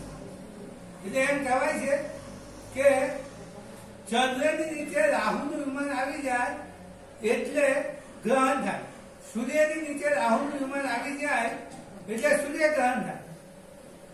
સમજાય કે નહીં? તો એના માટે પર્વ રાહુ કારણ છે અને ચંદ્રની જે કલાઓ થાય છે એ કલાઓ માટેનું કોઈ કારણ હોય તો નિત્ય રાહુ છે. હવે જો જ્યોતિષ શાસ્ત્રમાં પણ રાહુ આવે, હવે જ્યોતિષ શાસ્ત્રનો રાહુ અને જૈન પરંપરાના બે રાહુમાંથી એક રાહુ જો જ્યોતિષ શાસ્ત્રનો રાહુ બનતો હોય તો જો એ નિત્ય રાહુ બનતો હોય તો જેમ ચંદ્ર 2.5 દિવસમાં એક રાશિ પસાર કરે છે અને 27 દિવસની અંદર એક સાયકલ પૂરું કરે, 29 દિવસમાં એક સાયકલ પૂરું કરે છે, એ રીતે રાહુ પણ 29 દિવસની અંદર એક સાયકલ પૂરું કરવું હોવું જોઈએ 12 રાશિ. પણ એ જ્યોતિષ શાસ્ત્રના રાહુ એક રાશિની અંદર 18 મહિના રહે છે. કેટલા મહિના રહે છે? એટલે એ 29 દિવસની અંદર એક ચક્ર 12 રાશિનું એક ચક્ર પૂરું કરતો નથી. એટલે નિત્ય રાહુ અને જ્યોતિષ શાસ્ત્રના રાહુ બે અલગ છે. હવે પર્વ રાહુ અને જ્યોતિષ શાસ્ત્રના રાહુ બે એક હોય તો સૂર્યગ્રહણ વખતે સૂર્યના જે રાશિ અંશ કલા હોય એ જ રાશિ અંશ કલા પર્વ રાહુના હોવા જોઈએ, જ્યોતિષ શાસ્ત્રના રાહુના હોવા જોઈએ. પણ સૂર્યના ગ્રહણ વખતે સૂર્યના જે રાશિ અંશ કલા હોય છે એ આખા વર્ષની અંદર બે ગ્રહણ થાય સૂર્યગ્રહણ, તો એકમાં રાશિ એક આવે પણ અંશ એક સરખા આવતા નથી અને બીજામાં રાશિ પણ જુદી આવે. એ રીતે ચંદ્ર ના પણ રાશિ અંશ કલા રાહુના રાશિ અંશ કલા બે એક આવવા જોઈએ ગ્રહણ વખતે, પણ આવું બનતું નથી. મેં મારા પુસ્તક છે શું જૈન ભૂગોળ ખગોળ સાચા, એ પુસ્તક છે. પુસ્તકમાં 2 વર્ષના સૂર્યગ્રહણ અને ચંદ્રગ્રહણના રાશિ અંશ કલાના ડેટા લઈ અને આ વસ્તુ બતાવેલી છે. એટલે જ્યોતિષ શાસ્ત્રનો રાહુ આપતા નિત્ય રાહુની સાથે મેળ મળતો નથી અને પર્વ રાહુની સાથે મેળ મળતો નથી. એટલે રાહુ કેટલાય પ્રશ્ન કે 2 કે 3 સમજાય કે નહીં? જ્યોતિષ શાસ્ત્રનો રાહુ આખો અલગ છે. તો આ રીતે આ પણ એક પ્રશ્ન છે.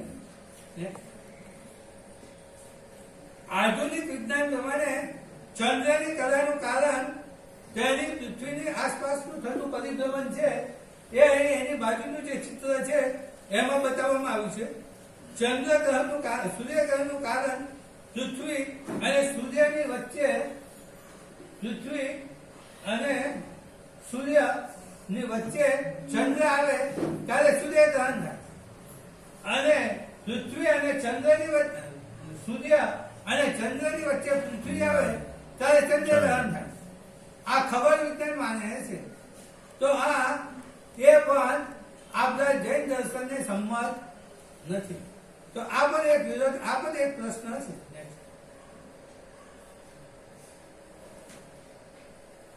હવે બીજી બહુ મહત્વની વાત કે અત્યારે તમે મોબાઈલ ઉપર અમેરિકાથી વાતો તો કરો છો, એ તો વાતો તો સામાન્ય છે, પણ અમેરિકાથી તમે વિડીયો કોલિંગ પણ કરી શકો છો. આજે સવારે મેં અહીંથી America Los Angeles Jain centre of southern California Los Angeles એના ઉપક્રમે નમસ્કાર મહામંત્ર અંગેનું મારું અંગ્રેજીમાં લેક્ચર હતું. એ લેક્ચર ઝૂમ મિટિંગમાં મેં અહીંથી આપ્યું. અહીંના સવારના 7:30 થી લઈ અને 8:30 સુધી, અને ત્યાં સાંજના 7 થી 8 નો સમય હતો. હવે આ જે થયું શેની મદદથી થયું? સંદેશા વ્યવહારના ઉપગ્રહ જે જીઓ સિન્ક્રોનાઇઝ ઓર્બિટ એટલે ભૂસ્થી દમન કક્ષાની અંદર મૂકેલા જે 3 મહત્વના ઉપગ્રહો છે, એ ઉપગ્રહો દ્વારા આ ટેલિકોમ્યુનિકેશન થાય છે. એમાં દ્રશ્યનું પણ ટેલિકોમ્યુનિકેશન થાય છે. તો આ રીતે હવે એ જે ઉપગ્રહ છે ભૂસ્થિર ભ્રમણ કક્ષા, નામ બરાબર તમે ધ્યાનમાં રાખજો. ભૂસ્થિર એટલે પૃથ્વીની કમ્પેરિઝનમાં સ્થિર રહેનાર ઉપગ્રહ. વિજ્ઞાનીઓની માન્યતા પ્રમાણે પૃથ્વી ફરે છે અને પૃથ્વીની સાથે રહેતા ઉપગ્રહ પણ ફરે છે, તાલ મેળવીને, ગતિનો તાલ મેળવીને. એટલે એ ઉપગ્રહ આપણને એક જ જગ્યાએ સ્થિર રહેલો લાગે. સમજ્યા કે નહીં? અને એ ઉપગ્રહ પૃથ્વીની આ બાજુ આસપાસ ગોળાકાર ભ્રમણ કક્ષામાં ફરે છે. એના માટે કોઈ ફોર્સ કામ નથી કરતું. એને ભ્રમણ કક્ષામાં મૂકી દીધો એટલે કાયમ માટે એ રીતે ફરતો જ રહે. એના માટે કોઈ ફોર્સ, બાહ્ય ફોર્સ લગાડવામાં આવતો નથી. કારણ કે એની જે છેલ્લી જે વેલોસિટી રાખવામાં આવેલી હોય એ વેલોસિટી એની કાયમ એની એ જ રહે છે. સમજ્યા કે નહીં? અને પૃથ્વીની આસપાસ ફરે છે. પૃથ્વીનું ગુરુત્વાકર્ષણ બળ એને નજીક ખેંચે છે અને એને સેટેલાઇટની જે વેગ છે એને પૃથ્વીથી દૂર લઈ જાય છે. અંગ્રેજી ભાષામાં, વિજ્ઞાનની પરિભાષામાં સેન્ટ્રીપિટલ ફોર્સ અને સેન્ટ્રીફ્યુગલ ફોર્સ કહેવામાં આવે. આ બંને ફોર્સ એ ઉપગ્રહના એક સરખા છે, એટલે એકબીજાનો છેદ ઉડાડી છે. એટલે એ ઉપગ્રહ ત્યાં સ્થિર રહેલો આપણને દેખાય છે. વિજ્ઞાનની દ્રષ્ટિએ એ ફરે છે. હવે જો આપણે પૃથ્વીને આપણે સ્થિર માનીએ તો ઉપગ્રહને પણ સ્થિર માનવો પડે, અને તો એ ઉપગ્રહને અંદર અવકાશમાં 36,000 કિલોમીટર ઊંચે એને સ્થિર રાખનાર પરિબળ કયું? કારણ કે જૈન દર્શનમાં ઉમાસતીજી ભગવંતે તત્વસૂત્રમાં અંતિમ ઉપદેશ કાલિકામાં કહ્યું કે અધો ગૌરવ ધર્માનો પૂતગલાયથી નોંધિતા. પૂતગલનો સ્વભાવ છે કે નીચે આવવું, તો એ ઉપગ્રહ નીચે કેમ વધી જતો નથી? આ પણ એક પ્રશ્ન છે. તો આ રીતે જૈન દર્શન સંબંધી વિવિધ પ્રશ્નો રજૂ કરવામાં આવે. 5મો પ્રશ્ન છે, આપણી વર્તમાન પૃથ્વીને ભૂતમાં સ્થાન ક્યાં છે? બીજો પ્રશ્ન એ છે કે જમ્બુ તિબ્બત જો વર્તમાન પૃથ્વી છે કે ભારત ક્ષેત્ર વર્તમાન પૃથ્વી છે? આ એક મહત્વનો પ્રશ્ન. કારણ કે વર્તમાન પૃથ્વીના કોઈ પ્રદેશનો ઉલ્લેખ ભારત ક્ષેત્ર એમાં આવતો નથી. ભારત ક્ષેત્રના મધ્ય ભાગમાં કે નૈઋત્ય ખૂણામાં લવણ સમુદ્રના કિનારા પાસે છે. કારણ કે અરબી સમુદ્રનું પાણી ખારું છે. જો તે લવણ સમુદ્ર હોય તો જંબુદ્વીપ અને લવણ સમુદ્રને અલગ કરતી જે જગતી એટલે દિવાલ જે 8 યોજન ઊંચી બતાવવામાં આવે છે એ જગતી ક્યાં છે? કારણ કે કુદરતી રીતે કોઈ પણ દ્વીપ અને સમુદ્ર એ બે વચ્ચે કુદરતી દિવાલ ક્યાંય હોતી નથી. દિવાલ કરવામાં આવી હોય તો મનુષ્ય બનાવેલી હોય. કુદરતી શાશ્વતી કોઈ દિવાલ ક્યાંય સમુદ્ર અને દ્વીપ એટલે જમીન એ બેની વચ્ચે ક્યાંય દિવાલ હોતી નથી. નથી. એટલે આ જગતી પણ એક મહત્વનો પ્રશ્ન છે. બીજો પ્રશ્ન જેવો પૃથ્વીના સ્થાન સંબંધી પ્રશ્ન છે એવો આકાર સંબંધી પ્રશ્ન છે. કેટલાક કહે કે પૃથ્વી ભરત ક્ષેત્રમાં છે, મધ્યખંડમાં છે, તો પૃથ્વીનો આકાર કેવો છે? સપાટ છે. જો સપાટ હોય તો બધે સૂર્યની સૂર્યાસ્ત સામતા થવા જોઈએ, પણ બધે સૂર્યની સૂર્યાસ્ત સામતા થતા નથી. એટલે કેટલાક એવું કહે છે કે પૃથ્વીનો આકાર જંબુદ્વીપમાં ભરત ક્ષેત્રમાં નૈઋત્ય ખૂણામાં પર્વતાકાર છે. કારણ કે પર્વતાકાર બતાવે તો જ ગોળાકાર બતાવી શકાય અને તો જ ઉત્તર ધ્રુવ એની ઉપર બતાવી શકાય. એટલા માટે કેટલાક સાધુઓ પૃથ્વીને પર્વતાકારની બતાવે છે, પણ એ પણ આપણે ત્યાં આવું શાસ્ત્રમાં કોઈ જગ્યાએ આવું વર્ણન આવતું નથી, ક્યાંય આવો ઉલ્લેખ મળતો નથી. મોટા ભાગના જૈન સાધુઓ પૃથ્વીને ખાલી જેવી ગોળ કહે છે. કારણ કે એનું કારણ પણ છે કે તમે પૃથ્વીનું ચિત્ર બતાવો તો ચિત્રમાં હંમેશા 2 ડાયમેન્શન હોય. કેટલા ડાયમેન્શન? ફોટોગ્રાફ હોય તો ફોટોગ્રાફમાં કેટલા ડાયમેન્શન હોય? 2 ડાયમેન્શન. લંબાઈ ને પહોળાઈ એમાં તમને જાડાઈ જોવા મળે નહીં. સમજ્યા કે નહીં? એટલે એ અપેક્ષાએ પૃથ્વીને ચપટી કદાચ બતાવવામાં આવી હોઈ શકે. બીજો પ્રશ્ન, આધુનિક વિજ્ઞાન પ્રમાણે ગ્રહ દ્વારા તારાનું ગ્રહણ થાય છે. શું થાય?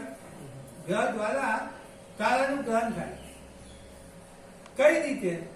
તો કે બુધ કે ગુરુનો ગ્રહ હોય તો એ ગુરુના ગ્રહની પાછળ કોઈ તારો આવી જાય, પર્ટિક્યુલર કોઈ તારો આવે તે તારો નું ગ્રહ દ્વારા ગ્રહણ થતું બતાવે. અને એ ટેલિસ્કોપની અંદર તમે એ જોઈ શકો છો કે ગ્રહ દ્વારા તારાનું ગ્રહણ થયું, જેને ખગોળ વિજ્ઞાનની પરિભાષામાં વિધાન યુતિ કહેવામાં આવે. શું કહેવામાં આવે? યુતિ એટલે 2 ગ્રહો એક રાશિમાં એક જગ્યાએ ભેગા થવું, એનું નામ યુતિ કહેવામાં આવે. તમને કહું, અમાસ આવે ને, અમાસ ના દિવસે શું હોય ખબર? ખગોળ વિજ્ઞાનની દ્રષ્ટિએ સૂર્ય અને ચંદ્ર બંને એક જ રાશિમાં એક જ રાશિ અંશ કડા ઉપર હોય. શું હોય? એની ડેસ્ટિનેશન એટલે ક્રાંતિ અલગ હોય તો ગ્રહણ ના થાય, પણ ક્રાંતિ જો એક જ હોય તો ગ્રહણ થાય. સમજ્યા કે નહીં? એટલે સૂર્ય અને ચંદ્ર બંને કેવા હોય? અમાસના દિવસે એક સાથે હોય, એને જ્યોતિષ શાસ્ત્રમાં સૂર્ય ચંદ્રની યુતિ કહેવાય. સમજ્યા કે નહીં? તો એ ગ્રહ અને તારાની વિધાન યુતિ કહેવાય, જે ગ્રહ દ્વારા તારો ઢંકાઈ જાય. હવે જૈન શાસ્ત્ર પ્રમાણે તારા નીચે છે અને ગ્રહ ઉપર છે, તો ઉપર રહેલો ગ્રહ નીચે રહેલા તારાને કઈ રીતે ઢાંકી શકે? એટલે એ વિધાન યુતિનો પણ એક મહત્વનો પ્રશ્ન છે, જે જૈન ખગોળ પ્રમાણે એનું સોલ્યુશન મળતું નથી. ઓસ્ટ્રેલિયા વગેરે દેશોમાં ઋતુઓ આપતા કરતા સાવ વિરુદ્ધ છે.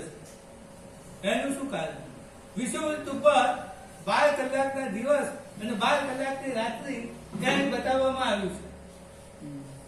તો એ રીતે 12 કલાકના દિવસ ને 12 કલાકની રાત્રિ વિષુવવૃત્ત ઉપર.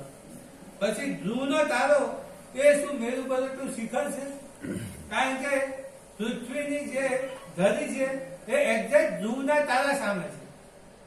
એટલે ઉત્તર ધ્રુવને આપણે જો મેરુ પર્વત લઈએ તો એ ધ્રુવના તારાને મેરુ પર્વતનું શિખર કહેવું પડે. આવી વિજ્ઞાનીઓની અમારે જે સાયન્ટિસ્ટ નરેન્દ્ર ભંડારી એની આવી એક કલ્પના છે, એમની આવી એક હાઇપોથિસિસ. અમે નવું પુસ્તક લખવાના છે અંગ્રેજીમાં, હું અને જીવરાજ જૈન. એમાં ભંડારી સાહેબ ને બીજા ડોક્ટર નારાયણ કછારા એને પણ એક બીજી થિયરી આપી છે. પણ એ બંને થિયરી, બંને હાઇપોથિસિસ કોઈ પણ રીતે જૈન ભૂગોળ ખગોળની સાથે એના પ્રશ્નનું સોલ્યુશન આપી શકે એવી નથી. એટલે એ બે થિયરી છે એને અમે રિજેક્ટ કરવાના છે. તો આ રીતે પ્રશ્ન લોકના ચિત્રમાં ઉપરના ભાગે દેવલોક બતાવ્યો, એ ખરેખર ક્યાં છે? અને પૃથ્વીની નીચેના ભાગમાં ભવન પેટી વિંતર દેવોના નિવાસસ્થાન બતાવ્યા, એ ખરેખર ક્યાં છે? તો આ બધા પ્રશ્નો જૈન ભૂગોળ ખગોળ અંગેના છે. હવે આ પ્રશ્નોની તો તમને વાત કરવામાં આવી, હવે એનું તમને સોલ્યુશન બતાવવામાં આવે. ભગવાન મહાવીર તો કેવો જ્ઞાની હતા. અહીં વચ્ચે અમારી રિશિયસ ઇન્સ્ટિટ્યૂટ છે એનો સિમ્બોલ તમને બતાવવામાં આવ્યો. એ સિમ્બોલમાં ઉપર સૂત્ર લખવામાં આવ્યું છે, સર્વદ્રવ્ય પર્યાય શું કેવળ છે. કેવળ જ્ઞાનનો વિષય બતાવવામાં આવ્યો છે. કેવળ જ્ઞાન હોય એ સર્વદ્રવ્યના સર્વ પર્યાયને જાણે અને જુએ. તો અહીં દ્રવ્ય અનંતા છે અને દરેક દ્રવ્યના પર્યાયો પણ અનંતા છે. જીવ પણ અનંતા છે અને દરેક જીવના પર્યાયો પણ અનંતા છે. હવે કેવળ જ્ઞાનની અંદર આ બધી જ વસ્તુ પરમાત્મા જોઈ શકે છે, જાણી શકે છે. તો એ બધાને બતાવવું હોય, સામાન્ય મનુષ્યને એની સમજ આપવી હોય તો કઈ રીતે આપી શકાય? કારણ કે એક એક વસ્તુની ઓળખ આપવા જાય ને સમજ આપવા જાય તો અનંતો કાળ પસાર થઈ જાય. એટલે પરમાત્માએ એની કેટેગરી પાડી દીધી. જેમ કે અનંતા જીવો છે, તે અનંતા જીવોને પૃથ્વીકાય, અપકાય, દેવકાય, વાવકાય, વનસ્પતિકાય, પછી ત્રસકાયમાં 2 ઇન્દ્રિય, 3 ઇન્દ્રિય, 4 ઇન્દ્રિય, પંચેન્દ્રિય, પંચેન્દ્રિયમાં પાછા દેવ, નરક અને તિર્યનની અંદર પણ પાછા પેટા વિભાગ. આમ કરીને કુલ 563 ભેદની અંદર સમગ્ર બ્રહ્માંડના બધા જ જીવોનું સ્વરૂપ બતાવી દીધું. એ રીતે નિર્જીવ પદાર્થો પણ અનંતા આ બ્રહ્માંડની અંદર. એ બ્રહ્માંડમાં રહેલા અનંતા પદાર્થોને બતાવવા હોય તો એક સામતા, એક દ્રષ્ટિએ બધાને એનો ખ્યાલ આવે. એટલા માટે થઈ અને ભગવાન મહાવીરે પિક્ટોગ્રાફની એટલે સ્ટેટિસ્ટિકલ મેપની પદ્ધતિ અપનાવી છે. અને એ પિક્ટોગ્રાફ ની સમજ ડોક્ટર જીવરાજ જૈન એમને આ આખી સમજ ડેવલપ કરી છે, એટલે સમજ વિકસાવી છે. અને જ્યારે સમજની આપવાની શરૂઆત કરે ને ત્યારે જાત જાતના પ્રશ્નો ઉપસ્થિત થાય અને એ દરેક પ્રશ્નનો જવાબ પણ આપવાની ક્ષમતા હોવી જોઈએ. તો આ રીતે પિક્ટોગ્રાફ એટલે સ્ટેટિસ્ટિકલ મેપની પદ્ધતિ છે. કારણ કે આ મેપની જો પદ્ધતિ અપનાવવામાં ન આવે તો અનંતા પદાર્થોનો સામાન્ય જીવોને બોધ થઈ શકે નહીં. તો આ પિક્ટોગ્રાફ સ્ટેટિસ્ટિકલ મેપ એટલે કે સાંખ્યિકી પદ્ધતિ ગુજરાતી ભાષામાં એનું અહીં નિર્માણ કરવામાં આવ્યું છે. હવે બ્રહ્માંડનું સ્વરૂપ બતાવવા માટે બે પદ્ધતિ અપનાવે છે. એક પદ્ધતિ આપણે અમને જોયું, વિજ્ઞાને બતાવી તે એરિયલ પ્રોજેક્શન સિસ્ટમ, જેને એપીએસ કહેવામાં આવે છે, અથવા તો તમારી વિજ્ઞાનની પરિભાષામાં જીપીએસ કહેવામાં આવે છે. એ સેટેલાઇટની મદદથી વધુ સ્વરૂપ આપણને બતાવે છે. અને આ પદ્ધતિની અંદર પૃથ્વીના દરેક સ્થળના વાસ્તવિક આકાર, સ્થાન અને અંતર વગેરે પ્રત્યક્ષ જોઈ શકાય છે. અને બહુ જ મર્યાદિત પદાર્થોનું જ્ઞાન મેળવવું હોય ત્યારે આ પદ્ધતિ અપનાવાય. પણ જ્યારે અમર્યાદિત અવસ્થામાં અનંતા પદાર્થોનું જ્ઞાન મેળવવું હોય તો એના માટે આ પદ્ધતિ કામ લાગે નહીં. એટલે પરમાત્માએ એને પદાર્થોના વિભાગીકરણની દ્વારા એક સરખા પદાર્થોને એક સાથે દર્શાવીને તેના સ્વરૂપ અને સંખ્યા વગેરેની સામૂહિક માહિતી આપવામાં આવે છે. તેમાં દરેક પદાર્થનું અલગ અલગ સ્વરૂપ બતાવવામાં આવતું નથી. હું તમને સામાન્ય વાત કરું કે રિલાયન્સ ઇન્ડસ્ટ્રી, મુકેશ અંબાણી, હવે રિલાયન્સ ઇન્ડસ્ટ્રીના કેટલા પ્રોજેક્ટ ચાલતા હશે, બરાબર? એ બધા પ્રોજેક્ટનું ઇન્ડિવિડ્યુઅલ શેર હોલ્ડરોને બયાન આપવાની વાત કરે, રિપોર્ટ આપવાની વાત કરે, તો એનો રિપોર્ટ કેટલો મોટો થાય, અને રિપોર્ટ કોઈ વાંચે પણ નહીં. સમજાય કે નહીં? એટલે એ રિલાયન્સ ઇન્ડસ્ટ્રી પોતાનો એન્યુઅલ રિપોર્ટ તૈયાર કરતી હોય ત્યારે બધાએ પ્રોજેક્ટનું સમરી સ્વરૂપ સંયુક્ત માહિતી આપે કે રિલાયન્સ ઇન્ડસ્ટ્રીએ આટલા પ્રોજેક્ટો ચાલે છે, એ આટલા પ્રોજેક્ટોની અંદર આટલા લાખ કરોડનું ઇન્વેસ્ટમેન્ટ કર્યું, આટલા લાખ કરોડ ટર્નઓવર થયું, ને આટલા લાખ કરોડ એનો પ્રોફિટ આવ્યો, અને એ પ્રોફિટને આટલા પર્સન્ટેજ હિસાબે શેર હોલ્ડરોમાં વહેંચી દેવામાં આવે. તો આ રીતે સામૂહિક વસ્તુ જ્યારે અમર્યાદ વસ્તુ બતાવવાની હોય ત્યારે આ પિક્ટોગ્રાફ એટલે સ્ટેટિસ્ટિકલ પદ્ધતિ એટલે કે સાંખ્યિકી પદ્ધતિનો ઉપયોગ કરવામાં આવે છે. જેમ કે તમારું કોમ્પ્યુટર હોય, હવે કોમ્પ્યુટરની હાર્ડ ડિસ્ક તમારી 256 જીબીની હાર્ડ ડિસ્ક હોય કે તમારી મોબાઈલની 128 જીબીની હાર્ડ ડિસ્ક હોય, હવે હાર્ડ ડિસ્ક કેટલી ભરાઈ છે એ જોવું હોય ને પ્રોપર્ટીમાં જઈને તમે સિલેક્ટ કરીને કયો પ્રોપર્ટીમાં, તો તમને એક ચાર્ટ બતાવવામાં આવે, પાઈ ચાર્ટ કહેવામાં આવે, ગોળાકાર. એમાં કેટલા ટકા તમારી હાર્ડ ડિસ્ક ભરાઈ છે એ તમને બતાવવામાં આવે. તો એ હાર્ડ ડિસ્કની અંદર તમારી ફાઇલો જુદી જુદી જગ્યાએ હોય, પણ ચાર્ટની અંદર તમને બધી એક સામથી કેટલી ભરાયેલી છે એ તમને બતાવવામાં આવે છે. તો એ રીતે પરમાત્માએ આખા બ્રહ્માંડના અનંતા પદાર્થોનું તમને જ્ઞાન આપવું છે.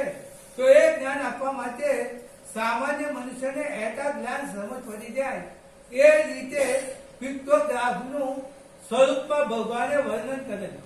ને યાદ રાખો કે અહીં ભૌગોલિક નકશા અને આ સ્ટેટિસ્ટિકલ મેપ એનું એ બે વચ્ચેનો તફાવત શું છે? ભૌગોલિક પદ્ધતિમાં જે તે પ્રદેશને તેના અસલ આકારમાં દર્શાવાય, જે રીતે ઉપગ્રહ કે અવકાશમાંથી દેખાય છે તે રીતે, એટલે એને એરિયલ પ્રોજેક્શન પણ કહેવામાં આવે છે. પિક્ટોગ્રાફ સાંખ્યિકી પદ્ધતિમાં ભૌમિતિક આકૃતિ કે પટ્ટી ચાર્ટ કે વર્તુળાકાર ચાર્ટ રૂપે જ કુલ વિસ્તાર વગેરે બતાવાય છે. ભૌગોલિક નકશામાં જે તે પ્રદેશ કે નદી, સમુદ્રનું ચોક્કસ વાસ્તવિક સ્થાન આકાર સહિત બતાવાય છે, જ્યારે પિક્ટોગ્રાફમાં જે તે પ્રદેશ કે નદી, સમુદ્રના વિસ્તારને સામૂહિક રીતે કુલ ક્ષેત્રફળના સ્વરૂપમાં બતાવવામાં આવે. ભૌગોલિક નકશામાં જે તે પ્રદેશની બધા જ પ્રકારની વિશિષ્ટતા, લાક્ષણિકતાઓ એમાં બતાવી શકાય છે, જ્યારે પિક્ટોગ્રાફની અંદર વિવિધ પ્રકારની લાક્ષણિકતાઓ બતાવી શકાતી નથી. માત્ર સામૂહિક રૂપે વિસ્તાર કે જથ્થાને ભૌમિતિક આકૃતિના સ્વરૂપમાં બતાવવામાં આવે છે. ભૌગોલિક પદ્ધતિની અંદર જેવા નાના પદાર્થના કદ, આકાર, અંતર વગેરે માહિતી દર્શાવી શકાય છે. જેમ આગળના નકશામાં બતાવવામાં આવ્યું, વિડીયોમાં બતાવવામાં આવ્યું, વિજ્ઞાનના વિડીયોમાં, એ રીતે સ્કેલ માપ કદાચ ભિન્ન હોઈ શકે. જ્યારે સાંખ્યિકી પદ્ધતિની અંદર બધા જ ગ્રહોના દ્રવ્યને સામૂહિક રીતે ભૌમિતિક આકૃતિમાં દર્શાવે છે, પરંતુ અલગ અલગ દર્શાવી શકાતા નથી. તે રીતે જમીન અને પાણીના વિસ્તારને પણ સંયુક્ત રીતે ભૌમિતિક આકૃતિના રૂપમાં દર્શાવે છે. બ્રહ્માંડના ભૌગોલિક નકશામાં વિભિન્ન ગેલેક્સી અર્થાત તારા, વિશ્વ ને અલગ અલગ બિંદુ કે ગોળાકાર સ્વરૂપે દર્શાવાય છે. તેમાં ચિત્રમાં 2 પરિમાણવાળા ફોટા સ્વરૂપે રાત્રિના આકાશ દર્શન તરીકે જોઈ શકાય છે, જ્યારે સાંખ્યિકી પદ્ધતિની અંદર પ્રકાશનું ઉત્સર્જન કરતા બધા જ તારાઓના સંયુક્ત પટ્ટી ચાર્ટ કે વલયાકાર ચાર્ટ રૂપે દર્શાવાય છે, પરંતુ તેને દરેક તારા વિશ્વને અલગ અલગ બતાવી શકાતા નથી. પિક્ટોગ્રાફ અર્થાત સાંખ્યિકી પદ્ધતિ દ્વારા સમગ્ર બ્રહ્માંડનું સર્વગ્રાહી દર્શન કરી શકાય છે, જ્યારે ભૌગોલિક નકશા દ્વારા સંપૂર્ણ બ્રહ્માંડનું સર્વગ્રાહી દર્શન થઈ શકતું નથી. અને બ્રહ્માંડનું સર્વગ્રાહી દર્શન કરાવવા માટે થઈને જ પરમાત્માએ આ પિક્ટોગ્રામની પદ્ધતિ અપનાવેલી છે, સાંખ્યિકી પદ્ધતિ અપનાવેલી છે. હવે આ જે સાંખ્યિકી પદ્ધતિ છે પિક્ટોગ્રાફ સ્ટેટિસ્ટિકલ મેપ, એની 4 મહત્વની મર્યાદા છે. સાંખ્યિકી પદ્ધતિના ચાર્ટમાં જે તે પદાર્થનું વાસ્તવિક સ્થાન બતાવી શકાતું નથી, અને એટલા માટે જ તમે અત્યારના કોઈ પણ વિદ્વાન સાધુ ભગવાનને તમે પૂછો કે આપણી પૃથ્વી ખરેખર જંબુદ્વીપમાં ક્યાં છે, તો કહેશે ભરત ક્ષેત્ર. ભરત ક્ષેત્રમાં ખરેખર ક્યાં છે? તો એનો જવાબ કોઈની પાસે છે નહીં, કે કોઈ ગ્રંથોમાં પણ આ બતાવવામાં આવ્યું નથી, કારણ કે વર્તમાન પૃથ્વી એનો વિષય જ નથી. શું નથી? વર્તમાન પૃથ્વી એ એનો વિષય નથી. એટલે વર્તમાન પૃથ્વીનું સ્થાન આ જંબુદ્વીપમાં કે ભરત ક્ષેત્રમાં ક્યાં આવ્યું એ કોઈ પણ ગ્રંથોમાં તમને ક્યાંય જોવા મળશે નહીં, વાંચવા નહીં મળે. બીજું, આ સ્ટેટિસ્ટિકલ મેપની પદ્ધતિમાં જે પોતે પદાર્થનો વાસ્તવિક આકાર બતાવી શકાતો નથી. સમજ્યા કે નહીં? એટલે તમને કોઈ પૂછે, ચાહે સાધુને પૂછો કે પૃથ્વીનો ખરેખર આકાર કેવો છે, તો એ કહી દેશે કે થાળી જેવો ગોળ છે. બરાબર? પણ થાળી જેવો ગોળ છે, તે ગોળ છે એની અંદર આ બધા પ્રદેશો કઈ રીતે આવે, અને આ રાત્રિ દિવસના ફેરફાર કઈ રીતે થાય છે, સમયના ફેર કઈ રીતે આવે છે, તો આ બધી વસ્તુ પિક્ટોગ્રાફની અંદર વાસ્તવિક આકાર બતાવી શકાતો નથી.